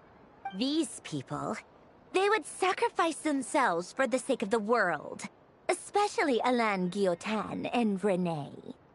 That is something I would never choose to do. Still, I didn't know they had any pictures left from that time. If I'd have thought to bring a camera, I'd have... What? Yeah, of you being bitten by the frostfin whale and Columbina bonking you on the head. Tear it up! Now!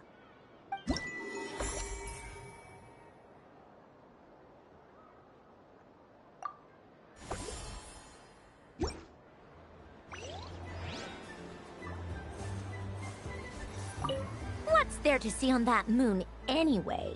Let her go up there and cry alone. See if I care.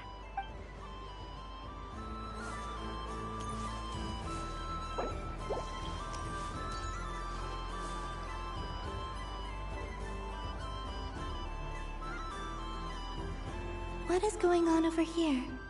It looks like fun. Hold it right there! You can't run away from me, Moon Goddess. Are you talking to me? Of course. Do you see anyone else here dressed up as the Moon Goddess besides me and you? Hey, come on. Call me by my title. Happy Moon Prayer Night, Moon Goddess. And the same to you. Anyway, there's no time to waste. Get ready for the duel of a lifetime. Duel? Meet my partner, Stacko. Come on out, Stacko! Well, don't just stand there. Let's see your partner. Partner?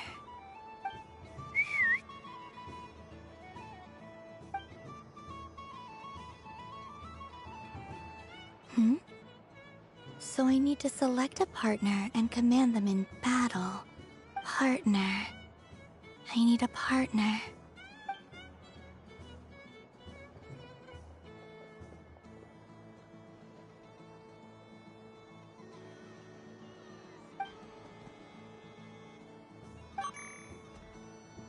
Whoa!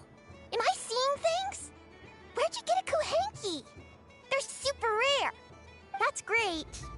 But you can only bring one partner to battle against me and Stacko. No ganging up allowed. They all look so eager to be picked. Which one should I choose?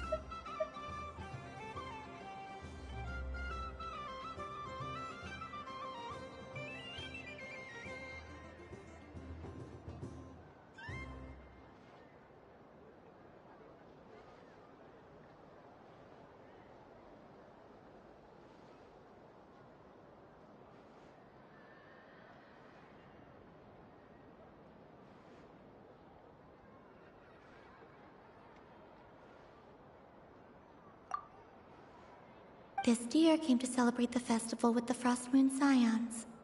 It wants to help me with its antlers. They are its pride and joy.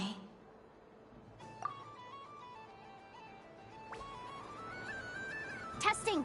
Testing! Oh, this is an emergency broadcast! An exciting battle is about to take place right here at the Nashatown Special Arena!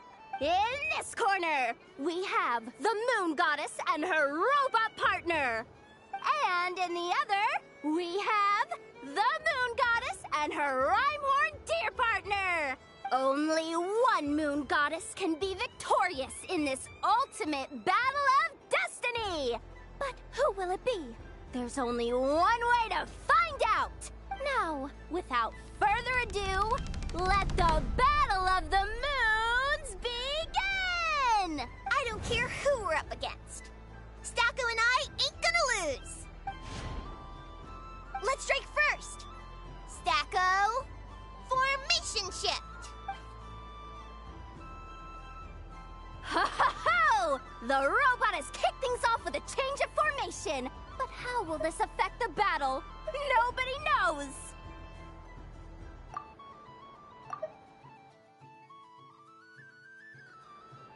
Cautious play from the opposing team! This Moon Goddess has come prepared! Where will it go from here? Okay then. Stacko, maintain formation and enter your empowered state. Empowered state! There we go! Now we're talking! Absorbing the immense Kuvaki present on Moon Prayer Night, this lean, mean machine has greatly increased its offensive power! Oh, they chose defense! But Stacko's about to attack with full force! Is it too little too late? The battle is heating up fast! I'm about to start sweating machine oil over here! Go for it, Stacko! Set Kuvaki to maximum! Can their opponents withstand this blow? And what will this Moon Goddess do? Don't be afraid. Fight however you wish. What the? The Rhymehorn deer's antlers are glowing! It absorbs the Kuvaki from its opponent and uses that same power to deal a devastating counterattack! There goes the robot's formation! Stacko! Oh, Stacko is down for the count! Our winner is the Moon Goddess! The slightly taller one, I mean. You did your best, Stacko. I'll take you to Ainos for a checkup right away, don't you worry.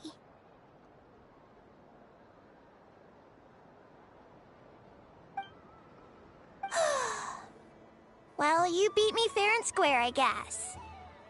Honestly, I underestimated you. Won't make that mistake again. I think my partner deserves most of the credit. Just you wait. When I'm a little bit older, I'm gonna come back a whole lot stronger. Be ready for a rematch.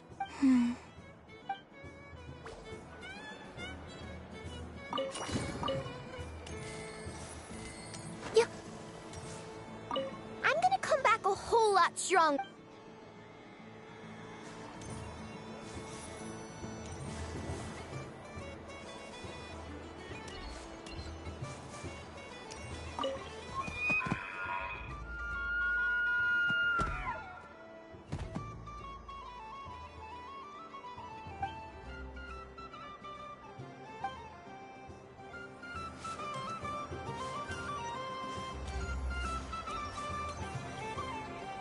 Moon Prayer Candy! Beautiful, tasty Moon Prayer Candy! Buy a whole box, share it with your friends and family! Candy? To share? I wonder what flavors everyone would like. Welcome home, Moon Goddess. Fancy a box of Moon Prayer Candy? Sure. I knew you would. Now, what flavor would you like? I'm not sure. What flavors do you have? Is this for yourself or as a gift? A gift for my friends. Ah, I see. In that case, I'd recommend apple, lockaberry, or midsummerberry. Those are the most popular. Do you have nocturnal blossom flavor? Huh. I've seen couples give those as gifts before, but I did not know they were edible. No? Okay then. Moonfall silver? You did say this was for friends, right? Maybe smetana then. Hey, now that's a creative idea! I've never tried it before, but if you're happy to wait, I can see about whipping up a batch on the spot. While we're at it, you got any other ideas?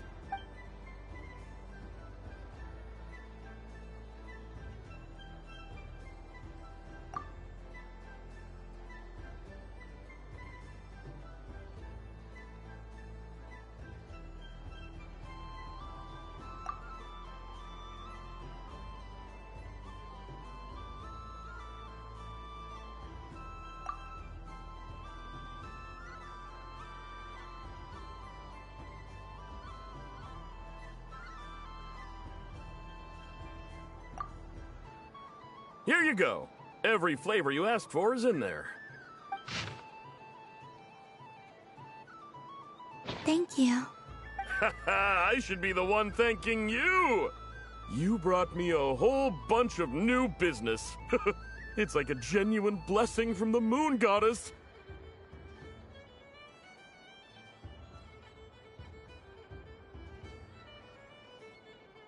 I hope you and your friends have a lovely night.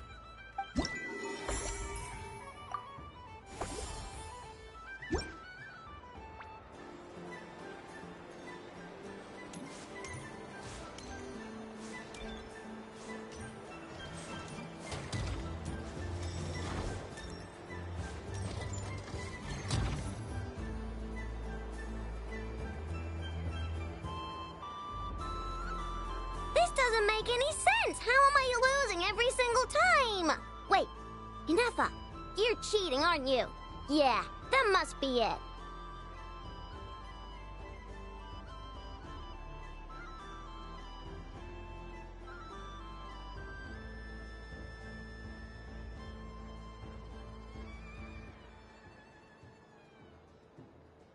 I am not cheating, I know.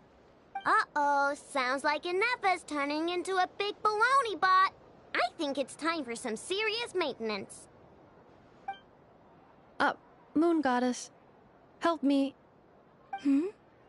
Miss Columbina, I know, is attempting to cheat. What the? I'm not the cheater. You're the cheater. How dare you throw it back at me?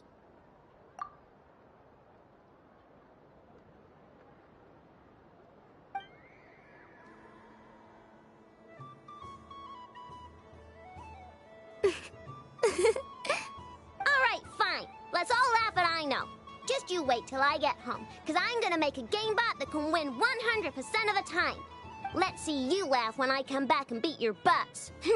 You'll all have your heads covered in stickers when I'm through with you. We came to check everything was okay after all that yelling, but,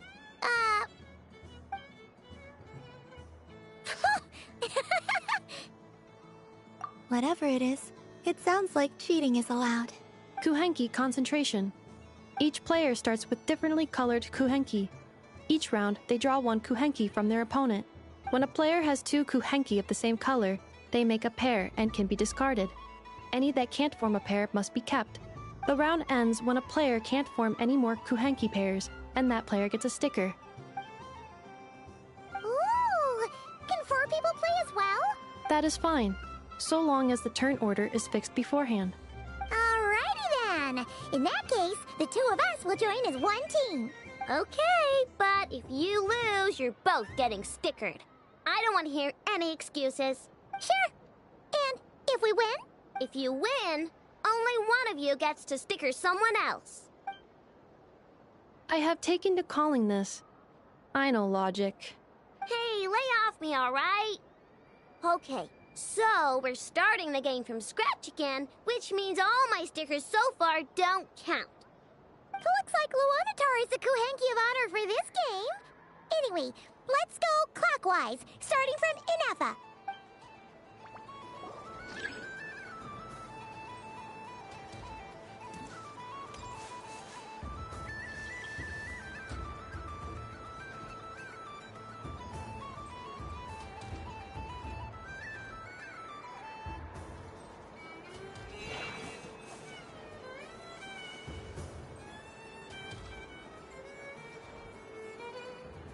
Nice! That's a pair!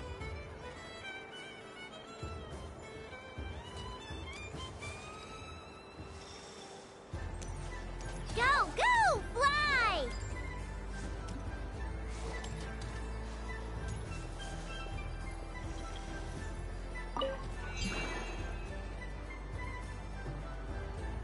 Go on.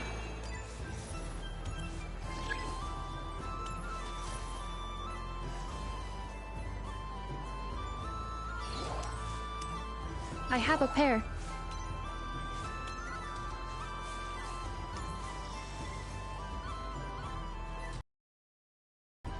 Uh-oh! We gotta pick up the pace!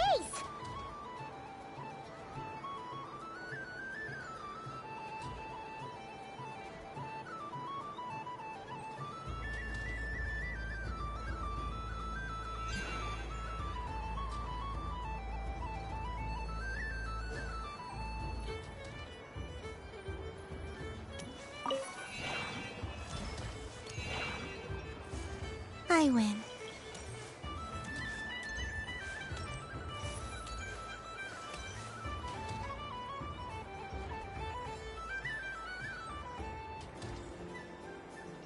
Phew, that was too close. I thought I was gonna lose. Good luck, everyone. Aw, we're out!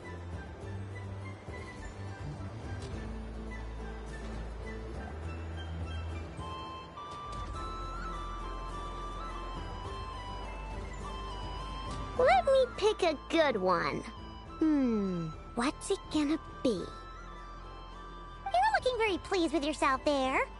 What happened to being a huge Grumposaurus? I won. Duh.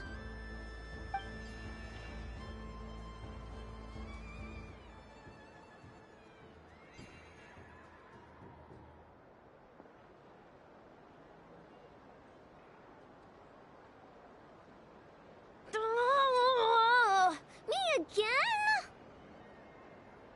Don't fidget too much, Ino, or the sticker's going to fall off. I don't care. If it falls off, it falls off. If a pair of Kuhenki get discarded, why not a pair of stickers? Huh? Huh?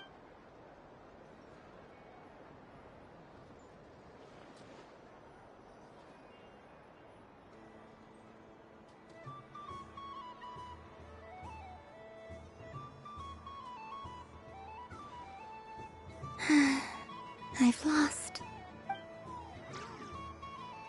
Sticker, sticker, sticker!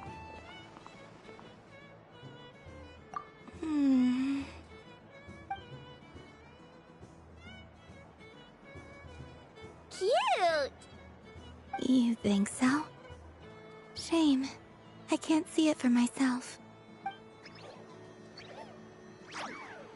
What did Luanatar say?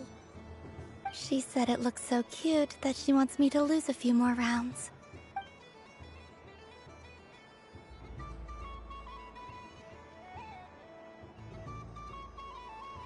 Who put these stickers on Paimon's eyebrows? Ugh, she can barely see! Alright, now, I think we got enough evidence to prove that there's a serious problem here. Yes, I agree as well. The culprit is... Ineffa! Culprit? What did I do? Quit acting dumb, Ineffa! You're not wriggling your way out of this one. I've been watching you. Not only did you remember whose side Luanatar started at, but every time someone drew a Kuhenki, you were logging it and calculating every last possibility. Which Kuhenki pairs were gone, who had what color Kuhenki in their hand, even our facial expressions. You were keeping track of it the entire time. Exactly! What Ino said! Putting aside the fact that running calculations is not against the game rules, do you have any evidence to support your allegations? But that's not against the rules either. So she admits it. She certainly does. Alright, everyone grab a sticker. It's time to get Ineffa back.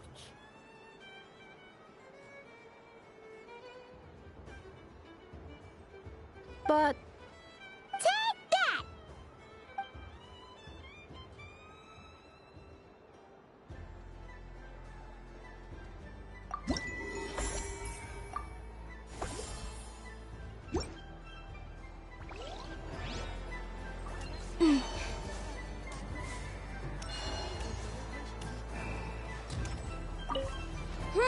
I'm never playing games with you ever again, Enougha. Ooh, moon prayer candy? Sweet. Is it okay if I grab a whole bunch?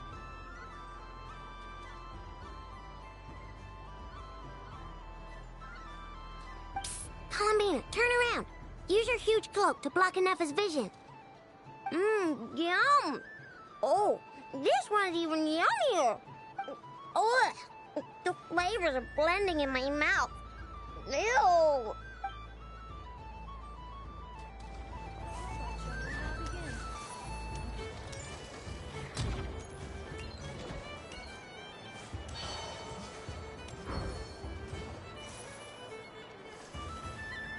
What's there to see on that moon anyway?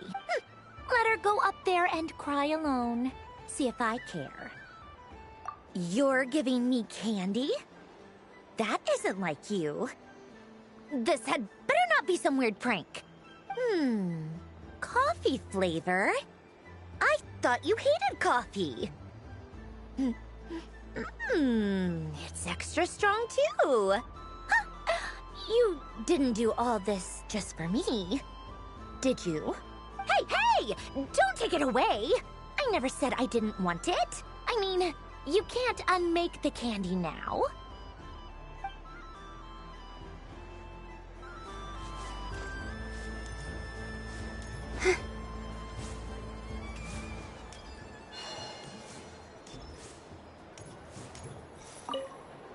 Done being a dude. Thanks for coming here. Are there any game? Why does that I know you don't, even if you won't admit. Otherwise, you'd have Looks like Albedo's socialization program has been far more useful to you than all those Vahumana textbooks. I thought you'd actually spend your precious time doing something more worthwhile. Everyone has to take one? Well, fine. I'll take mine.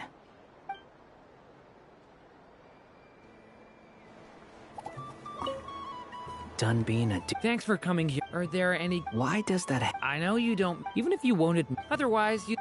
Looks like Albedo's socialization... A moon prayer candy for me? Huh, thank you. It smells like... baked apples and butter. Reminds me of Good Hunter, a restaurant in Mondstadt. I always have to resist the temptation to go there, unless I'm ordering food. I understand your homesickness, Miss Columbina. I have a double dose of it, because both Simulanka and Mondstadt are my home.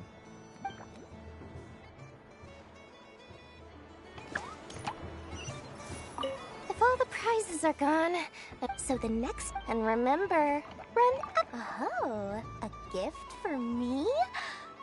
Lord Sangama really is going up in the world. Wow, candy from the moon goddess herself. If I back this up... No, what am I saying? Box this up in exquisite gift boxes? Yes, I can make a fortune! Maybe I don't even need to go to all that trouble. Any old boxes will do. I just need to tell my customers that this candy is blessed by the moon goddess. Yeah, that ought to do it. Sounds like a plan. Time to have Irwa earn his keep when I get back.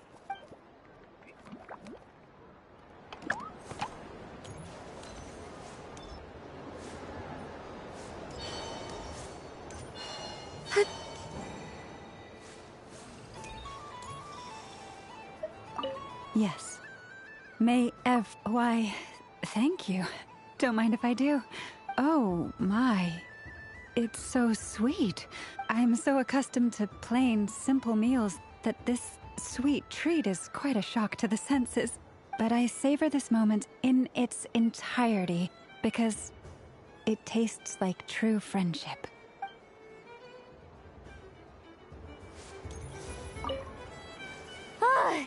I just had a water... Aw, man. This feels kinda wrong. Like, shouldn't we be the ones giving you candy rather than the other way around? I guess I'll just take one. What flavor is that? It tastes like getting a mouthful of muddy grass. After being rear-ended by a blunt-horn rhino, then face-planting the ground.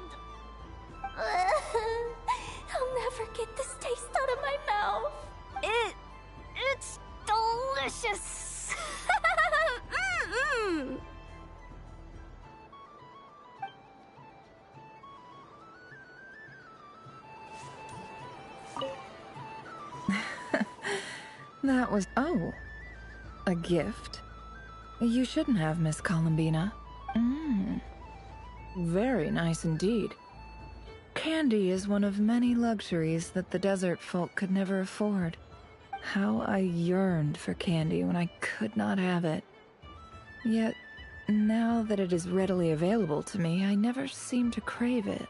May your moon prayer night be one free from regrets.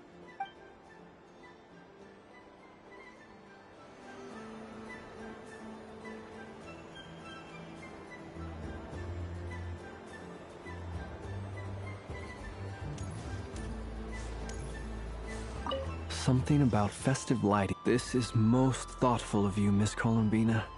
Kindness exudes from your heart like benevolent moonlight. Forgive me, but I shall have to enjoy this gift a little later. I hope that the flavor I chose is not the only one of its kind.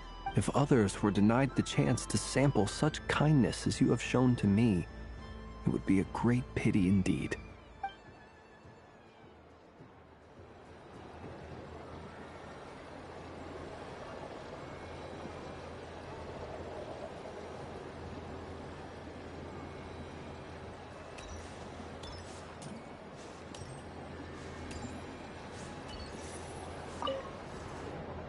Fun ride, huh?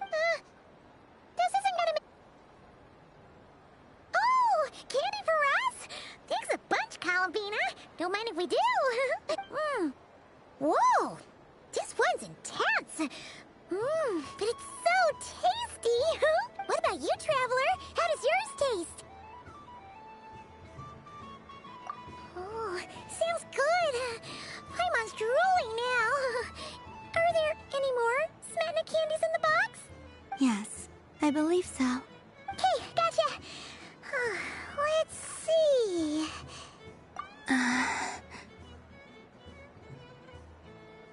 Sure. This one, and yep, this one looks right too. Okay, that's 3.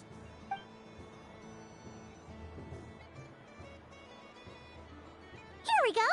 1 per person. It's so sweet.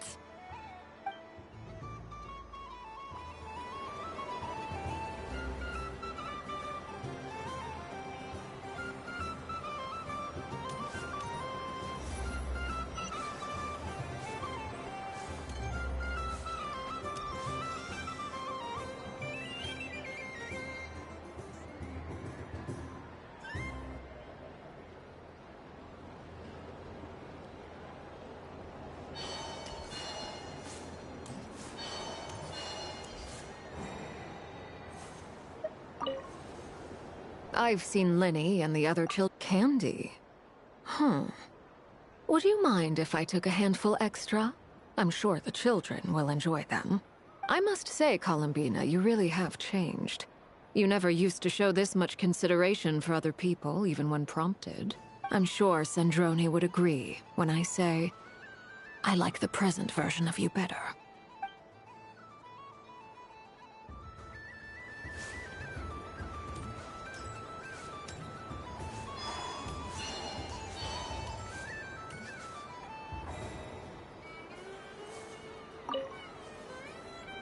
A soft and furry creature that bounces and jumps. Welcome home, Moon Goddess. This one talks, too. Allow me to introduce myself. I am a Dodoco from a distant archipelago, the most mischievous of all my Dodo brothers and Dodo sisters. When the going got tough, I powered through, and when I met obstacles, I boomed them away. That sounds like a lot of fun. Doesn't it just? Recently, I found a lovely beach, the same beautiful jelly color as my hometown, and so I dove in to have a look, only to find it overgrown with seagrass and nasty little spiky fish everywhere, looking to turn me into a Dodoco kebab. I made it back to shore by the skin of my teeth, but my tail was sorely hurt. Couldn't you just boom them away? Oh, I wanted to, believe me. but I've heard that you, Moon Goddess, can understand animal speech. The last thing I wanted was to cause a gigantic fuss and get taken to court by a school of spiky fish. I'd be driven out of these waters for good, and my winter holiday would be ruined. And so, dear Moon Goddess, I was wondering if you might lend me your allegiance. Are you roping me into a crime? Oh, let's call it a once-in-a-lifetime carefree adventure. Does that sound better? All the festival goers tonight are dressed up as the Moon Goddess, but there's nothing to say that the Moon Goddess can't disguise herself as a Dodoko, is there? Besides, this is your home. You should be free to be whoever you wish. I'm afraid I'm not well acquainted with Dodokos, Madam Mage. Oh, that's quite all right. We Dodokos are innocent, happy creatures with a free-spirited nature. Many, like myself, are mischievous troublemakers. Others are lazy souls who like nothing better than to lie down on a nice rock and take a nap. In our eyes, every creature who yearns for happiness and freedom is a Dodoko. But perhaps in yours, we Dodoko are a fluffier and more mischievous breed of Kuhenki? Yes, that is a much easier image to follow. Oh, wonderful! Then let's play! Grab onto my tail and follow me into the sea! Time to settle some scores with the bad guys!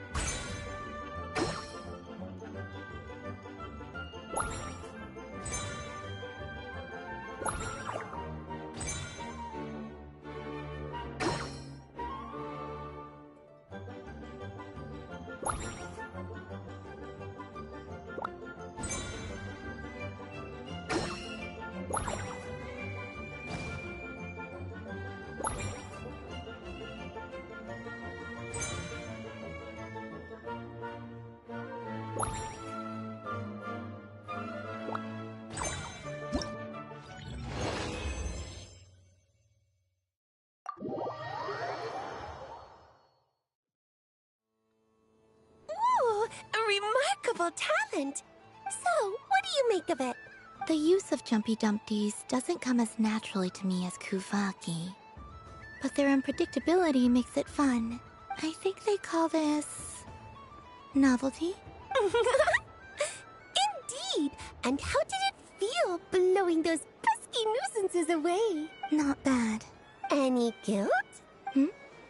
What do you mean? Oh, wonderful!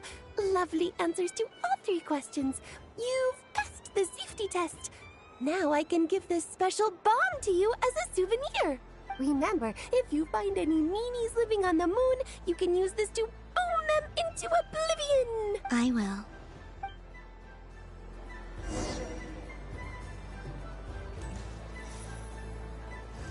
Up for another round of fish blast? Oh, I mean of bye-bye bad fishies.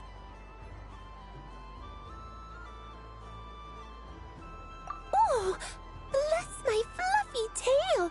Dodoko has never seen candy shaped quite like this before. Why, it shines like a lovely crystal. Let the feasting begin! Oh, sweet as a tomato bathed in sunlight. Thank you very much. You truly are a friend to the Dodoko. Please share the rest with other people. I am sure everyone will fall in love with the taste of pure joy.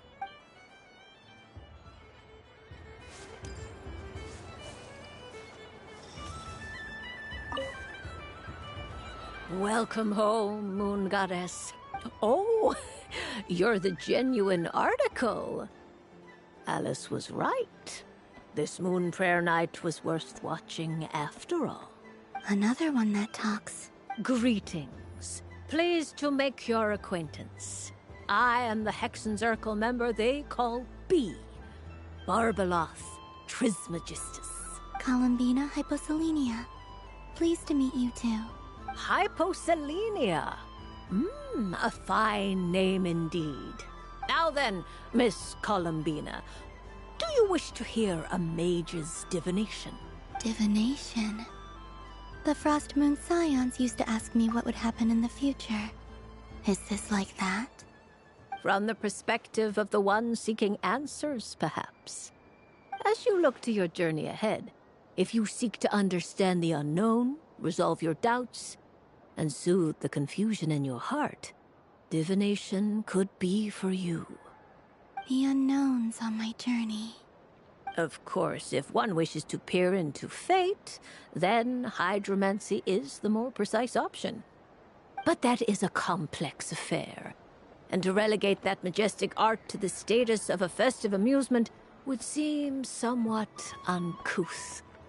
Besides, it is sometimes better to not know fate with great certainty. Hence, I shall use the suitably festive Luna Arcana to tell your fortune instead. It is more popular with the youth in any case. Lunar Arcana. Indeed. Unlike hydromancy, this will only display possibilities and trends. People like to think of themselves as creatures of agency and free will. Peering too far and too clearly into the future is detrimental to both body and soul. I'd like to give it a try. Of course you may. Come then, take a seat, Miss Columbina. Before we begin, are there any specific questions you would like to ask? Let's stick to general possibilities and trends, like you suggested. Ah, very well. Then I shall use the basic Lunar Arcana deck. Now, try to relax. Cast your mind upon the things you have experienced and the things you are soon to experience. I will shuffle the deck. Would you like to cut the cards yourself?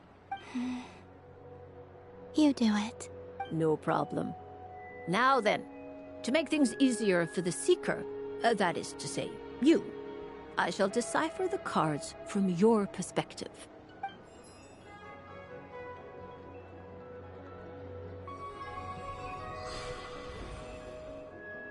Please, draw the first Lunar Arcana.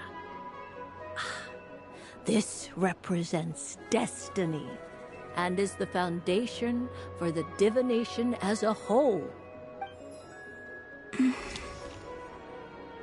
Now, draw your second card. This will stand for the past, the sum of all your experiences that have come before. And now the third Arcana. This is the present, your interpretation of the current moment. Finally, the last card. This shall speak of the future, which... Oh.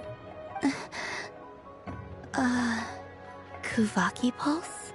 Fascinating. I've never encountered this before in my role as a diviner. Something has exerted an influence upon this card, causing it to leave its designated position. What do you make of this, Miss Columbina? Perhaps this is the guiding hand of fate in action. Of course, if you wish, you can choose to deny the validity of this card and draw the future for yourself. No, it's fine. Let's go with this one. A bold decision. I must say I'm looking forward to the results. Well then, let us flip the Lunar Arcana in sequence and see what emerges. Sure. First, Destiny. No surprises here. The card that represents yours is the moon. The moon. Indeed. The moon can represent the truth at some times, but deception at others. False peace, destructive calamity, and the world-changing power that lies within. When the moon is placed on the destiny tile, it indicates that your destiny is not what it may appear on the surface. Instead, it may yet have a hidden side. It symbolizes a journey through the fog, fraught with uncertainty and deception, where one must face inner challenges head-on. I don't understand. Patience, my dear. This is but the first card, which serves as a basis for the interpretations that follow. Our divination will only grow clearer from here on out. Now then, flip the second card, the one that speaks for the past.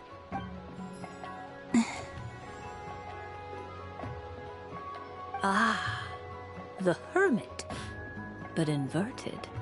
Inverted? Yes. The Hermit symbolizes solitude, introspection, and the pursuit of truth. When inverted, it represents isolation, truth out of reach, and a path that leads one astray. Combined with the moon as one's destiny, the Hermit inverted represents a choice you made to stand alone in the past. It was a choice made not out of fear or arrogance, but for reasons that others could not perceive. You fumbled through the darkness without a guide, but you did not find your way. Rather, you went astray. More than once, it would seem. Is this about how I became Kutar despite not wishing to become a god? And how I joined the Fatui because I yearned for a place to belong? I suspect only you know the answer to this question. All is not lost. The past is in the past, and so it shall remain. Shall we look into the present now? Oh my. The Lovers. One of the most interesting Luna Arcana. What does this one mean? This means that you emotional experience. The joy of finding your soul becoming intertwined with that of another. A precious and wonderful thing indeed. It's true. I've made a lot of friends recently, and they are very good to me. I like them a lot. That sounds lovely. I am most delighted for you. The Lovers can also represent important decisions, perhaps related to a parting of ways. Now, if I were to guess... Yes. My return to the moon. I understand. Parting with friends is never easy, Columbina. But rest assured, this is not the end of your journey. There is always another story waiting to be told. The future always lies ahead. The future... Well now, it's finally time to flip this most mysterious of cards. Why did it appear? And what does it wish to tell you? I'm ready. Very well. Flip this card and see what lies on the other side. Oh. Miss Barbalot? What is it?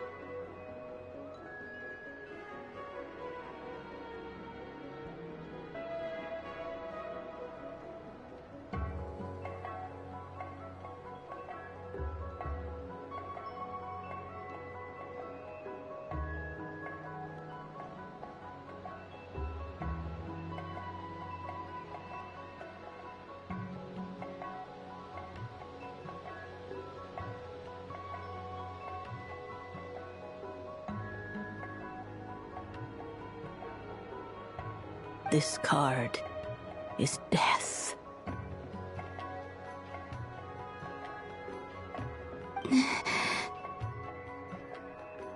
That doesn't sound very good. It depends on how we interpret it.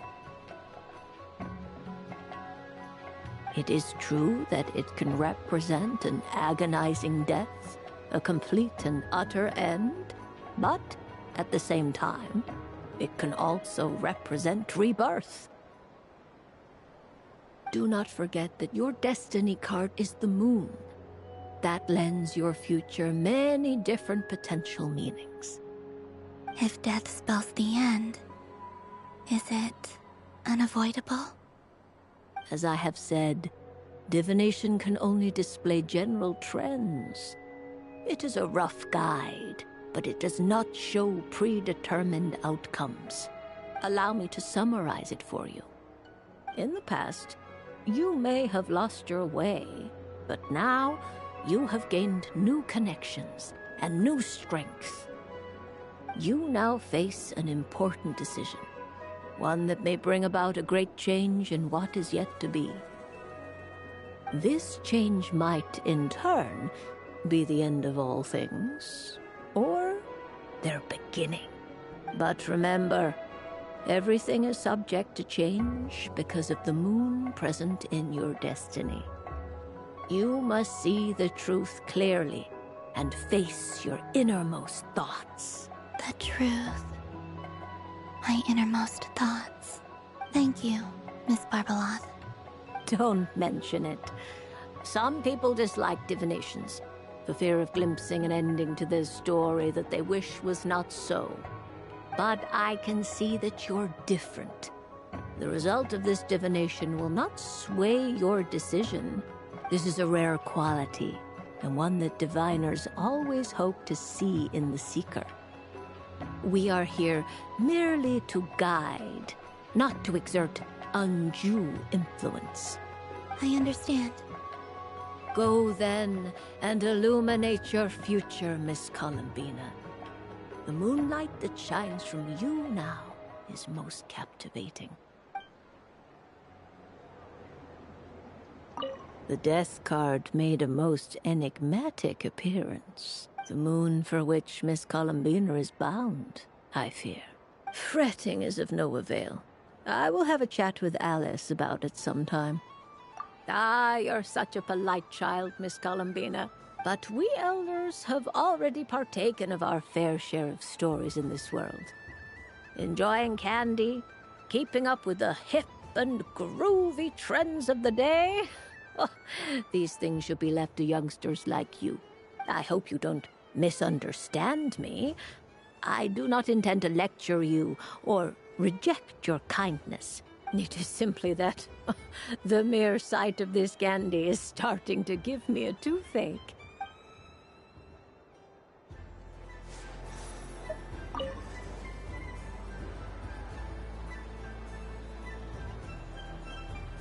I wouldn't say it's unfair, exactly.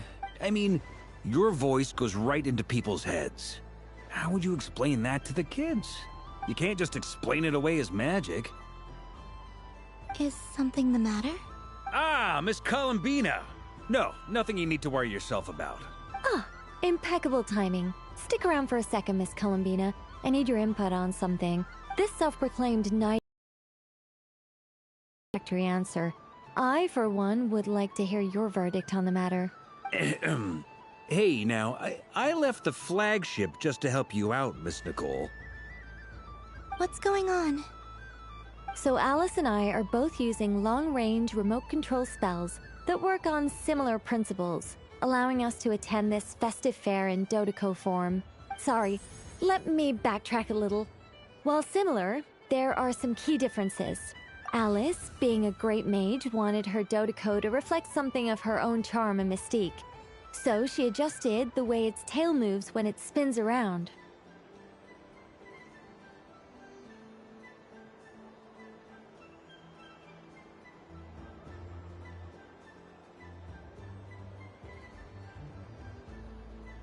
An entirely gratuitous move, in my opinion. I hardly see how anyone is going to notice that.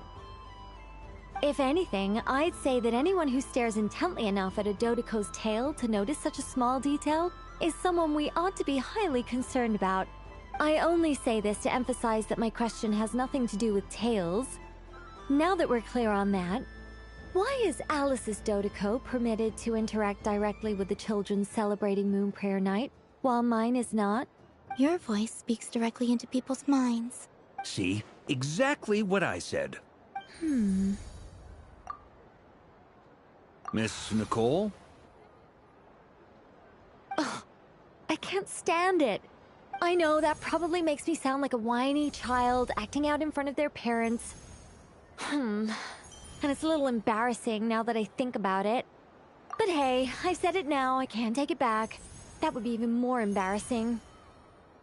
Also, don't go reading too much into that analogy. It was off the top of my head. I'm actually an awful lot older than either of you. Miss Nicole, are you saying that you'd like someone to play the game you've prepared? I'm not so invested in that.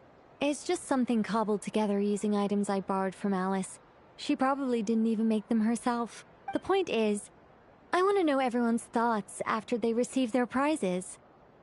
But as you've said, I can't just ask. I've been biting my lip for so long, and I've had no one to vent my frustrations on. I thought this was going to be a nice, straightforward festival where I'd get the chance to guide people to treasure. Well, can I play? I can't guarantee that I'll win a prize, but... You will? I'd like to try. Then what are we waiting for? Let the game begin! It's like they forgot I was ever here. Ha ha ha ha.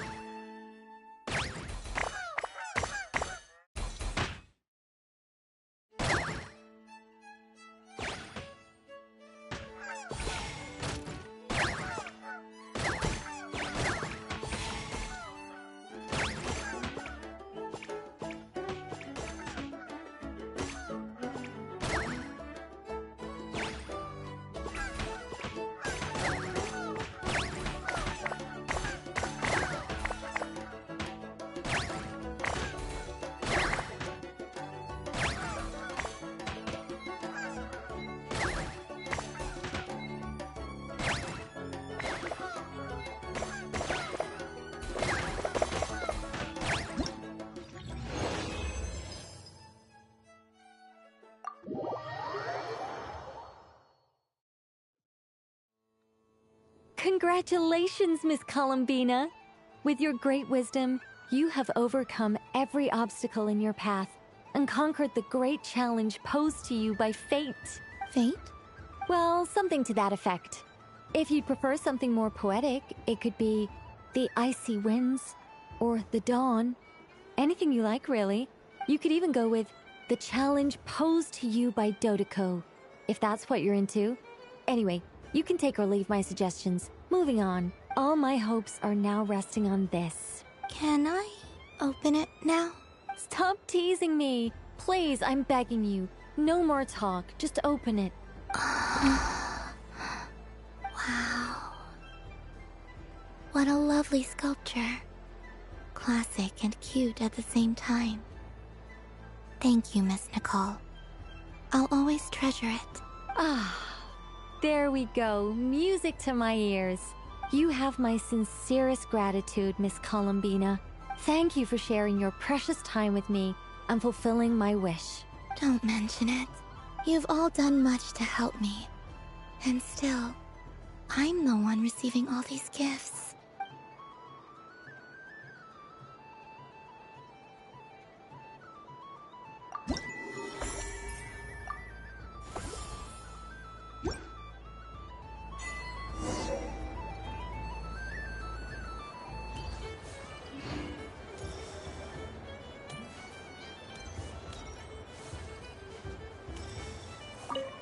I don't suppose you'd like to play again, by any chance? Don't get me wrong, once is plenty. You're under no obligation to indulge me any further. And besides, I don't have any other prizes for you. Oh, I love the color of this wrapping paper. But the bow on that one is just so perfect.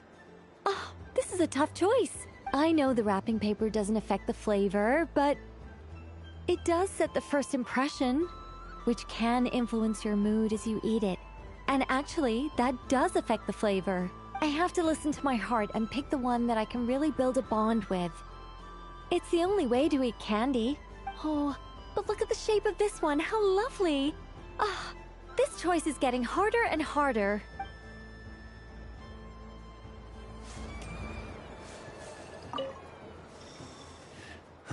It'd be rude to just leave without saying anything. But at the same time, I don't want to barge into their lively conversation just to announce that I'm leaving. I guess I'll just wait a little longer. Huh? Albedo? This sketch is for you, Grandmaster. Oh, a gift for me. Thanks. Let's see what you've done for me. The North Wind left in the lurch. Thank you. It seems I've picked lemon. It strikes a good balance between sweet and sour. This has piqued my curiosity. What if we were to add citrus and other spices, then enhance the flavor via caramelization? I wonder what the end product would be like. Perhaps I should take the time to try this out.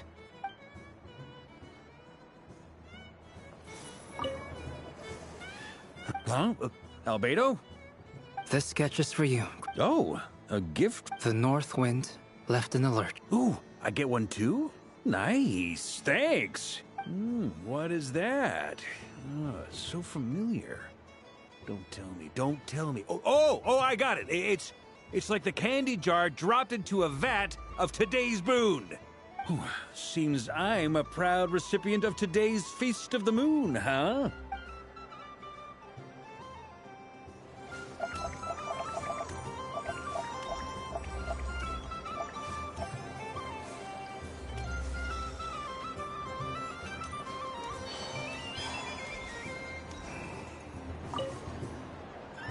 Traveler. Hey there, Columbina! Are you done checking out the festive amusements already? Are you sure you don't want to look around some more? You might not get another opportunity like this for a while. Right now, what I'd like to do is... Thank you. But I think I've had enough fun for one night. I've made plenty of precious memories. Really? You're sure you don't want to have a little more fun out there? Final answer! Yes, I am sure.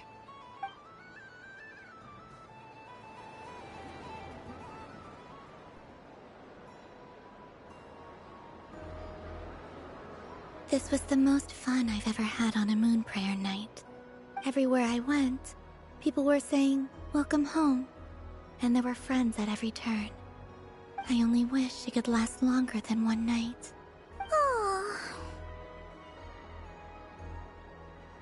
Yes, you're right. The moon prayer blossoms. Ooh, look! Look! Moon prayer night has come.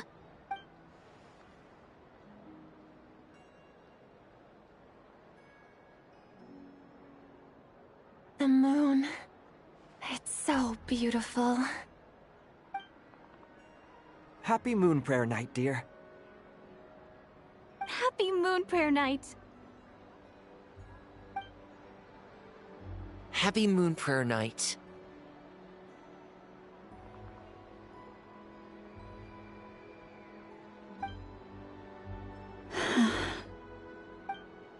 Aww. Huh.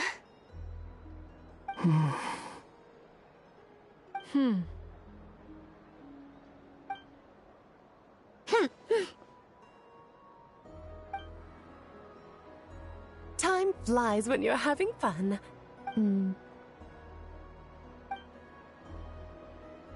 Oh. Looks like the time has come. Columbina. You're heading off, then? Yes, to the ruins you mentioned. And from there, back home to the moon. Wait! I know? At least... Take one of our craft shop's crumb-cakes up to the moon with you. You know, for a snack. Sure. Why not? The Curatorium of Secrets believes in proper farewells. No story should be left without a satisfactory endnote. Never. Farewells are an important affair for the Ratniki, too. We never know when we might meet again. Haha! And here I thought grand farewells wouldn't suit tonight's mood. But I suppose friendly passion is not to be stopped, eh? We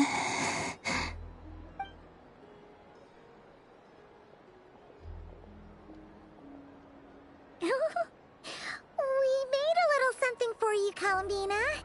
Ta-da! What is it? A Moon Prayer Night greeting card with drawings by all of your friends.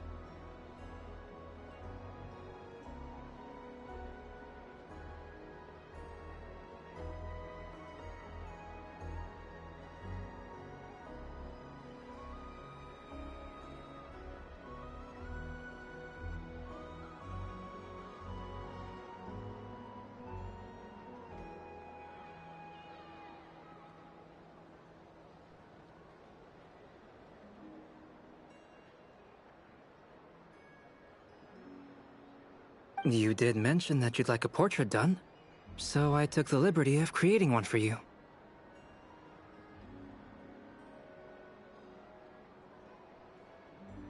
I, meanwhile, did the portrait of Mr. Albedo, and Mr. Varka did the same for me.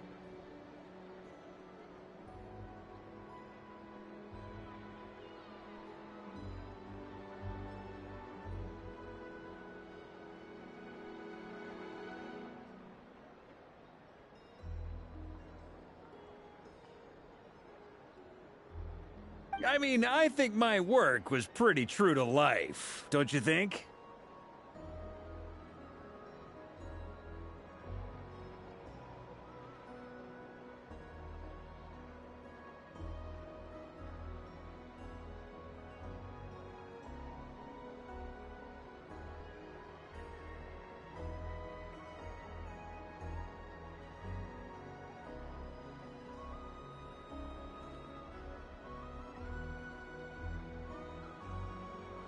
The picture of Ashru was my doing. The two of you seem to get along rather well. Wait, was I the only one who did a full-body picture? That's so embarrassing. I did pictures of me and Anefa. I did my own portrait and one for Hat Guy. Plus, there's the two mages, Arlecchino and Sindrune. So, if you ever miss us, just flip the card open, and we'll all be right there with ya. I don't know what to say. Thank you so much, everyone. This whole Moon Prayer Night was more than I could have ever asked for. It is the greatest gift I have ever received. Lauma, I figured it out. Figured what out? Remember how the Frost Moon Scions used to use milk as invisible ink to write hidden messages? That was a very long time ago. Oh, are you saying? Yes. When I miss you all, I shall use moonlight in the same way, to write words that only you can see upon the moon itself. Wow, that sounds lovely. Quite. But how will we see them? Simply open your windows on nights when the moon shines bright, and the moonlight will naturally flow towards the words I have written. That sounds most fitting indeed. Very true to form. I'll try to write them in places that won't disturb your sleep. I, for one, would sleep all the better for having read one of your messages before settling down for the night. Exactly. So don't worry about disturbing anyone's sleep. Just promise you'll write to let us know you're okay, alright? All right. I promise.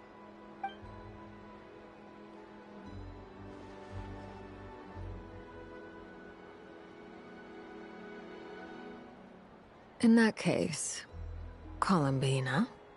I'm ready. Very well. Let's go.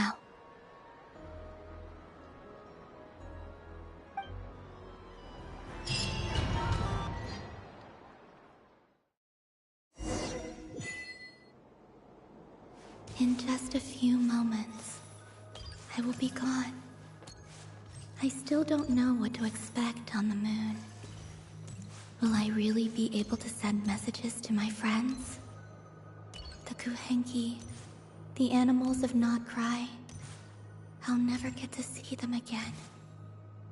I wonder where I'll be when the next moon prayer night comes.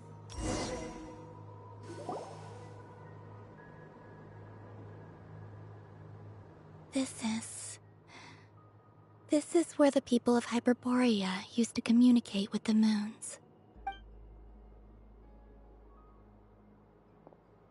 Eternal moon, frost moon, iridescent moon.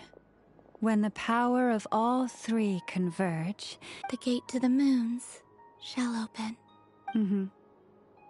Moon marrow preparations are complete. Only the final step remains. I'm sure Nasha Town is livelier than ever at this moment. Yeah, it's a shame you couldn't be there for it, but it's now or never, right? It's fine. I'm more than happy with this. My last piece of luggage. My only piece of luggage.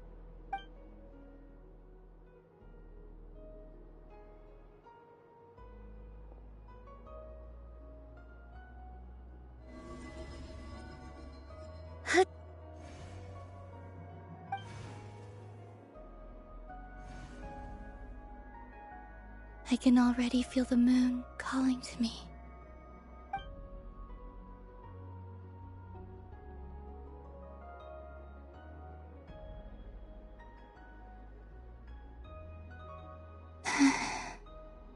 Your home lies on the far side of this light, Columbina.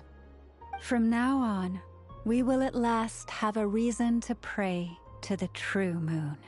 Columbina. Yes? I'm listening. Be sure to come back and see us when you get the chance.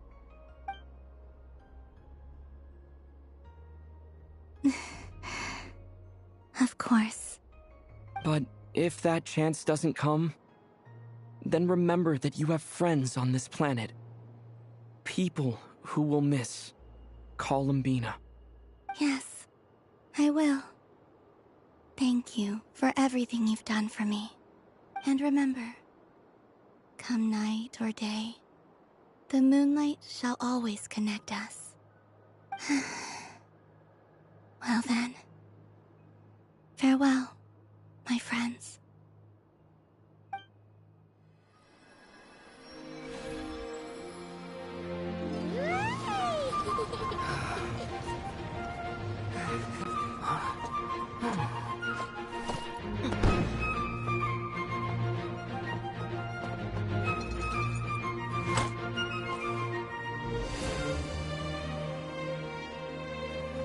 Thank you. This was my happiest night in Teyvat. Farewell, Columbina.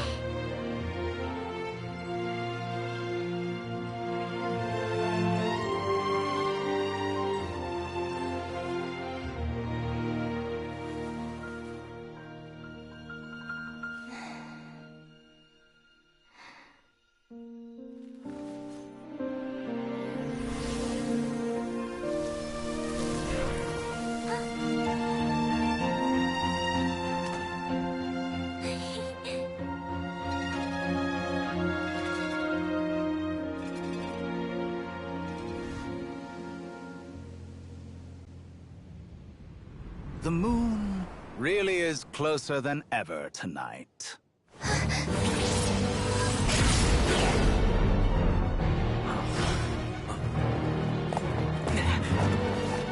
Columbina. All three moons in one place. Time for one final experiment. Reason, life, death, time and space. They all believed I would fail.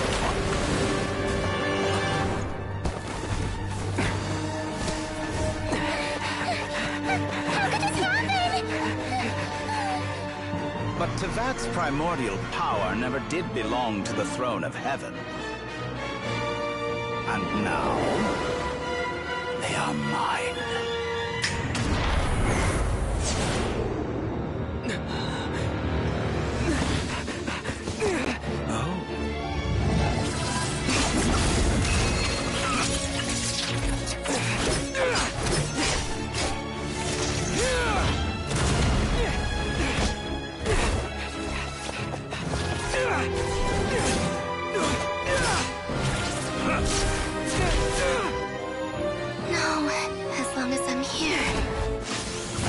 Is free to wield the Three Moons' power.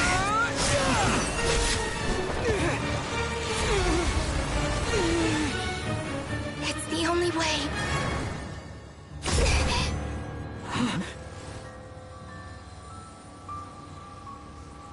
I guess I won't be going home today. Columbina! No!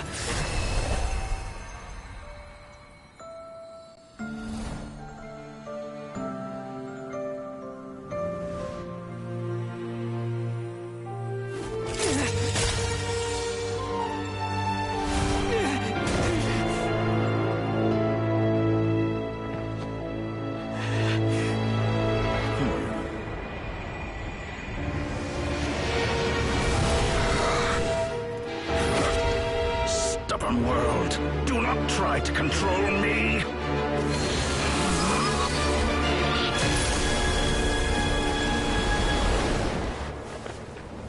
Columbina.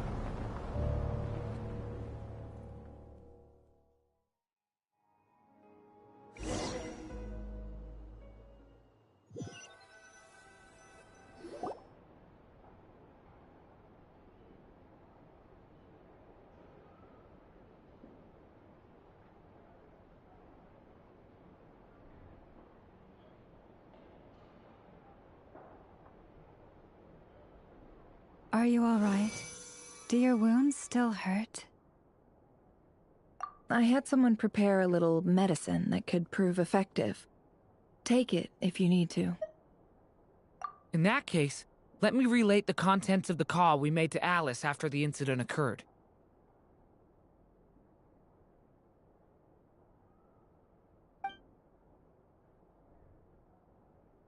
That Dotori is a crafty one. He distracted the Hexenzirkel by creating a huge fuss at Tevat's borders. I'd assumed that the cause was an abyssal intrusion from the outside world, which in fairness is a rather common occurrence. But after learning that you managed to influence the phantoms in Nod-Krai, I realized that perhaps this interference could have come from within Tevat instead. But we weren't able to change their fates. True. You couldn't change how you did build some variables around yourself. Variables? Yes. Things you heard that you could not otherwise have learned. Ideas that would otherwise have never crossed your mind. All these things are variables. Of course, most variables usually pale into insignificance with the myriad of possibilities floating around. But the moment you start treating them as building blocks and intentionally stacking them, that changes things. That's what Dottore did, and it's how he created the necessary conditions so that when you activated the portal tonight, it played right into his plan. However, we have no way of knowing exactly what he did. Yeah, we also need to ascertain Columbina's status. And that about sums it up. As I suspected, Dottore has disappeared completely. If it's any consolation, he wasn't able to control Columbina as he might have wished to. Oh no! What? She did what? All we saw was Dottore appeared and used some kind of power. The next thing we knew, he and Columbina were gone and you were falling into the sea.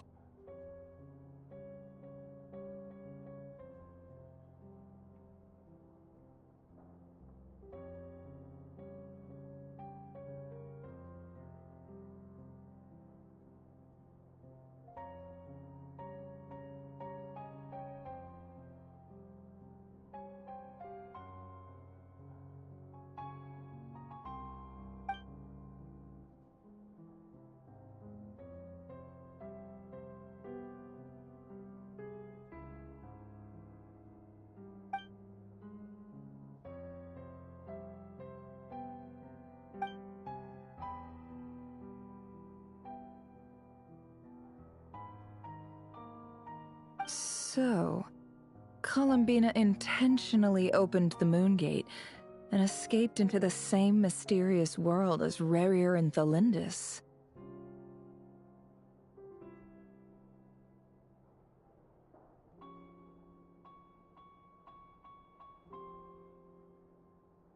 Sounds like bad news.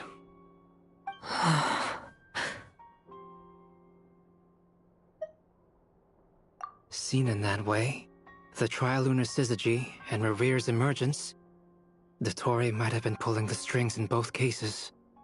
According to Miss Alice, he is attempting to transcend his destiny and finish an experiment that only a god might complete. An utter lunatic. Wait a sec. Where's Hat Guy? Seems like he'd want to be here for this. He took off with the Dodo communication device after we spoke to Alice. He said he had a hunch that he wanted to investigate by himself. The look on his face was terrifying. I've never seen him like that before.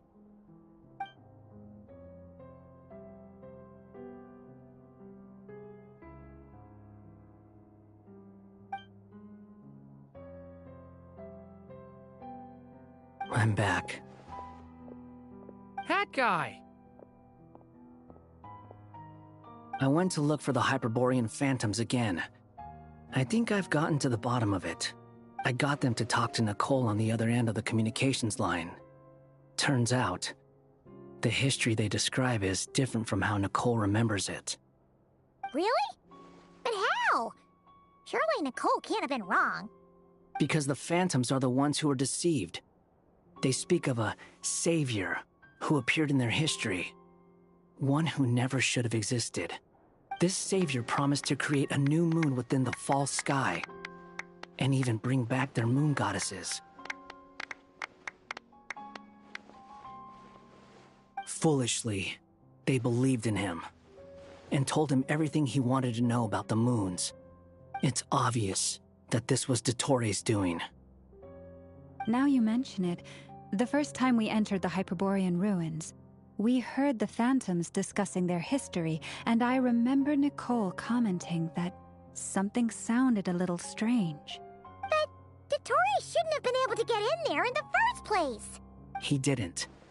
Nicole said that this was an anomalous state triggered by disruptions in the causal connections between phantoms from the same era. The variables that Dottore put in place were substantial enough that they even affected phantoms that he never met.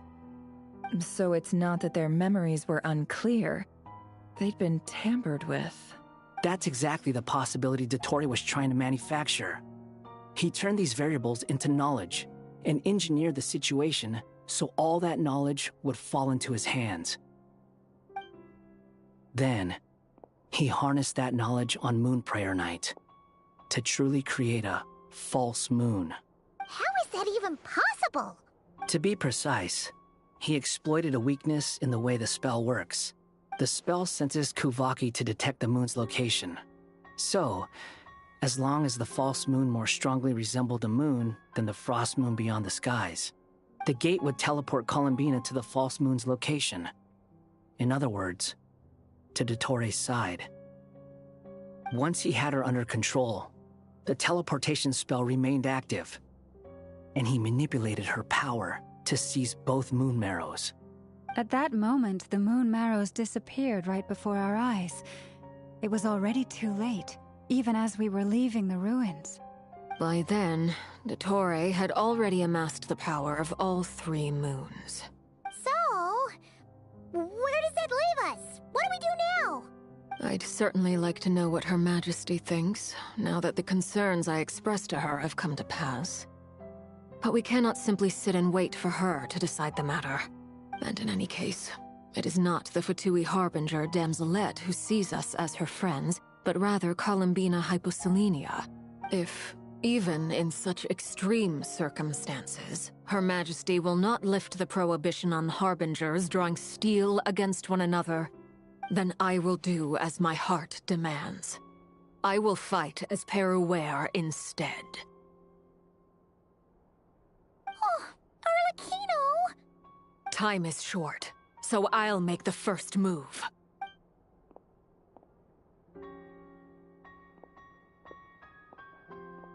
Whew. Even Arlecchino seems to be losing her cool now.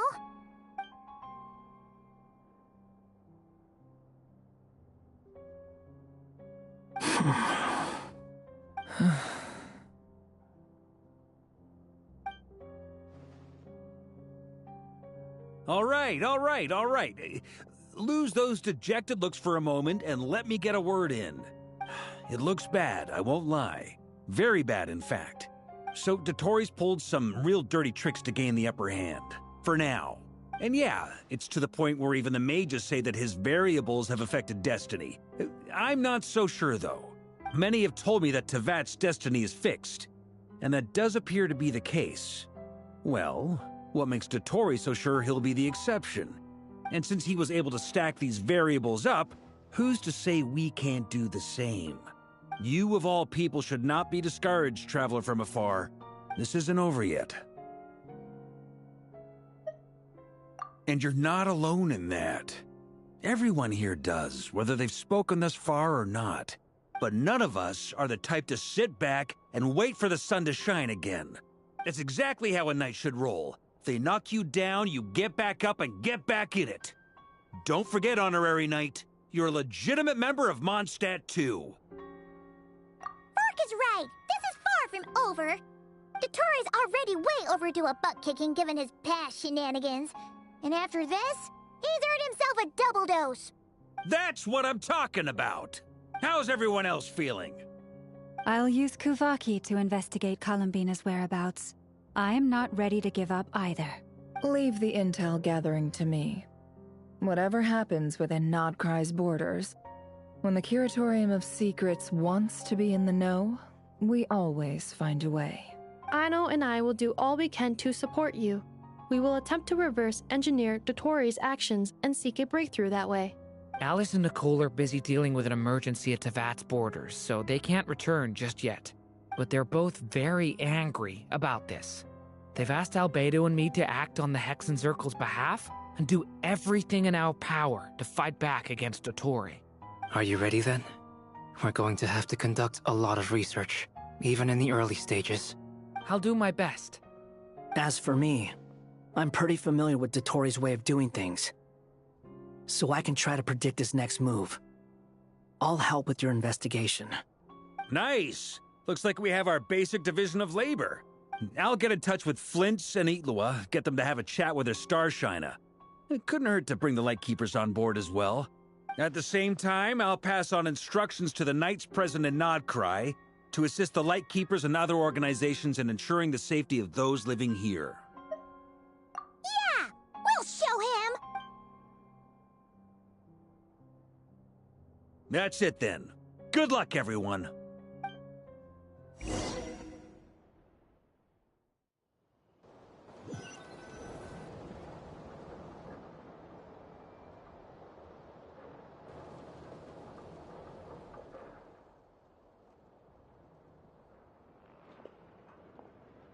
I never thought that Columbina would become my real name. It went from being a Fatui code name to something my friends call me. And remember, come night or day, the moonlight shall always connect us.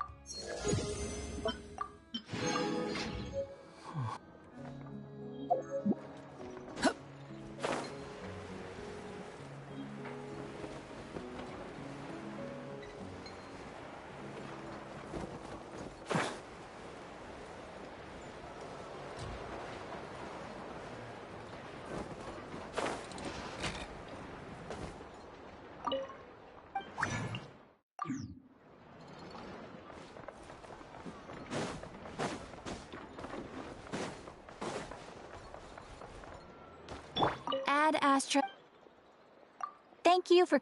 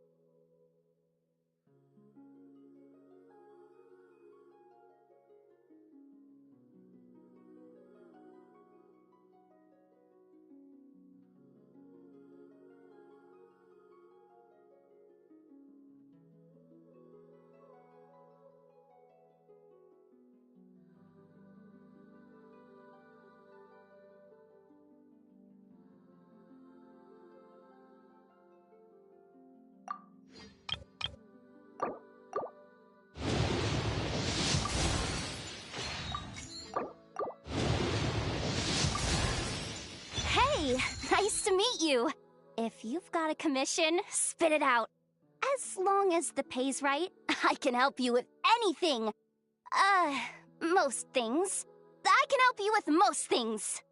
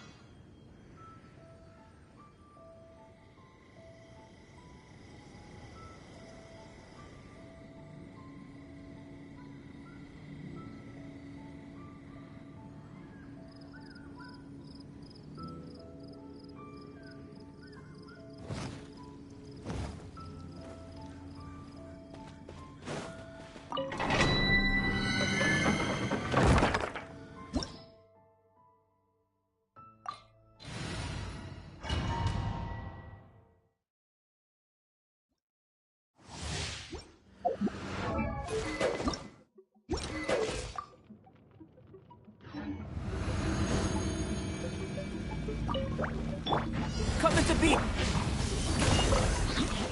A turning point in behold.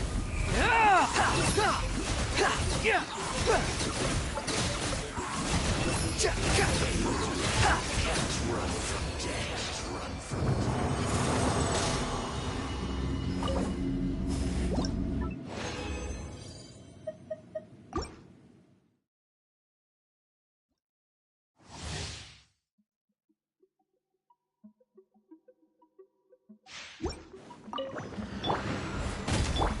Stay back! The story has only... Squall and Fury!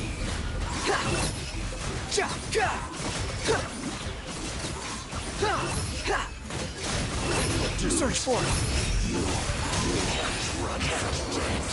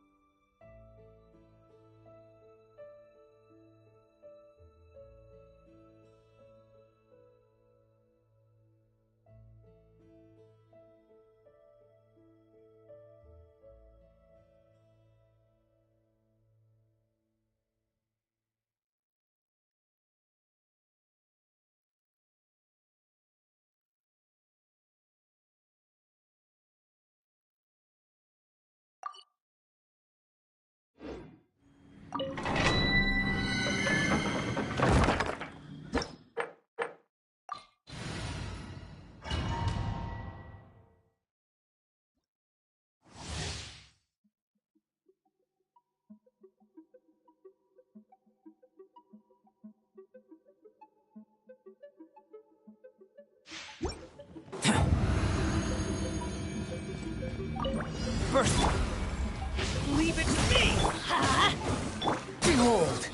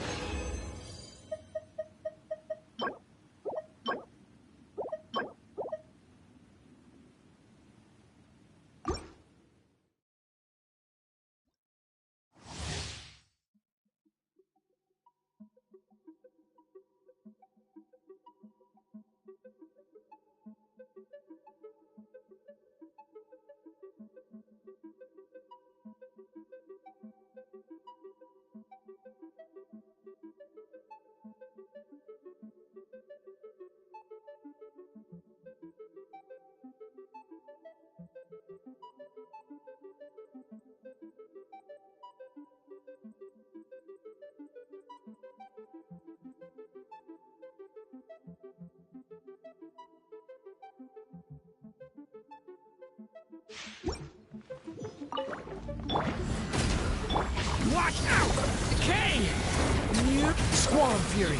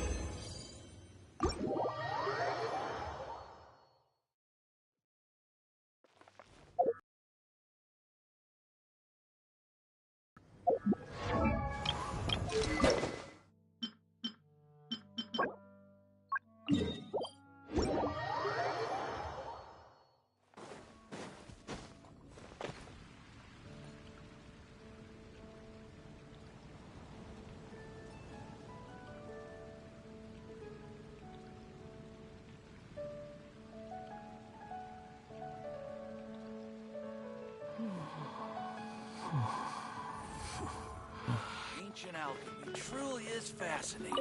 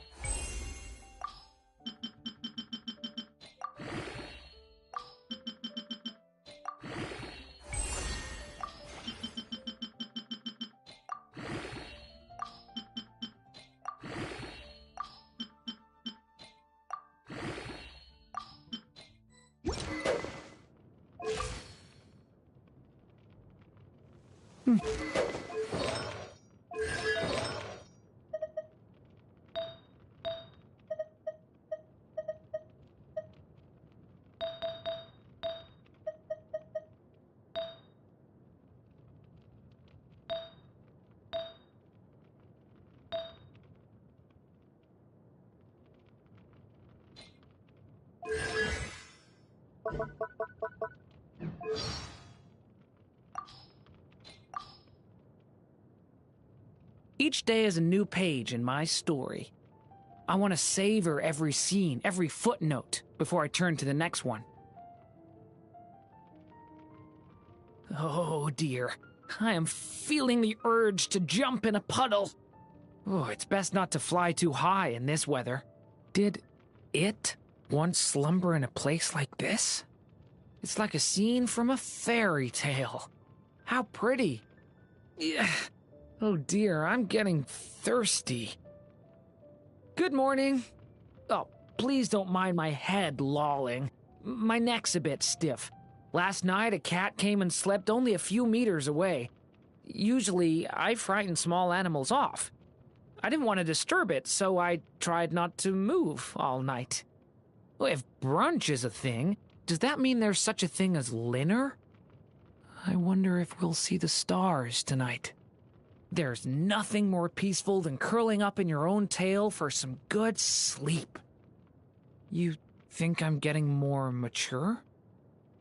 Well, I mean, I'm not a little kid anymore, so I have to start acting more grown up. Besides, the last thing I want is to stay stuck in the past. I can feel this vast, almost frenzied power lurking deep inside me. Fortunately, Albedo's alchemy is flawless, and this abyssal power within my form is kept in check. It's as though everything is in equilibrium, preventing the possibility of overflow or corruption. As such, there's no need to fear that I might lose control or hurt anyone. Dragons clash horns as a way to express their friendship, but I'm scared I might use too much force. I don't want to hurt you. Are you sure you're not worried? Huh, all right. Well, in the interest of safety, how about I stand still and you bump your head on my horns?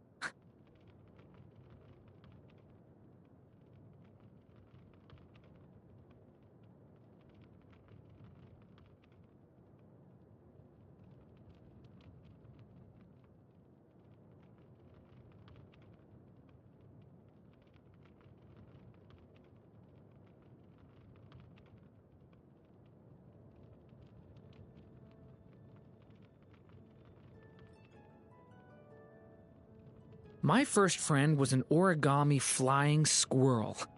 At first, it was the only thing that wanted to play with me. It had 2 pointy ears and a big paper tail, and it looked a little like the squirrels in Teyvat. I used to pick flowers for it from high places. I miss that squirrel a lot. Hey, you want to pick pine cones for the squirrels together? Of course, I'd love to.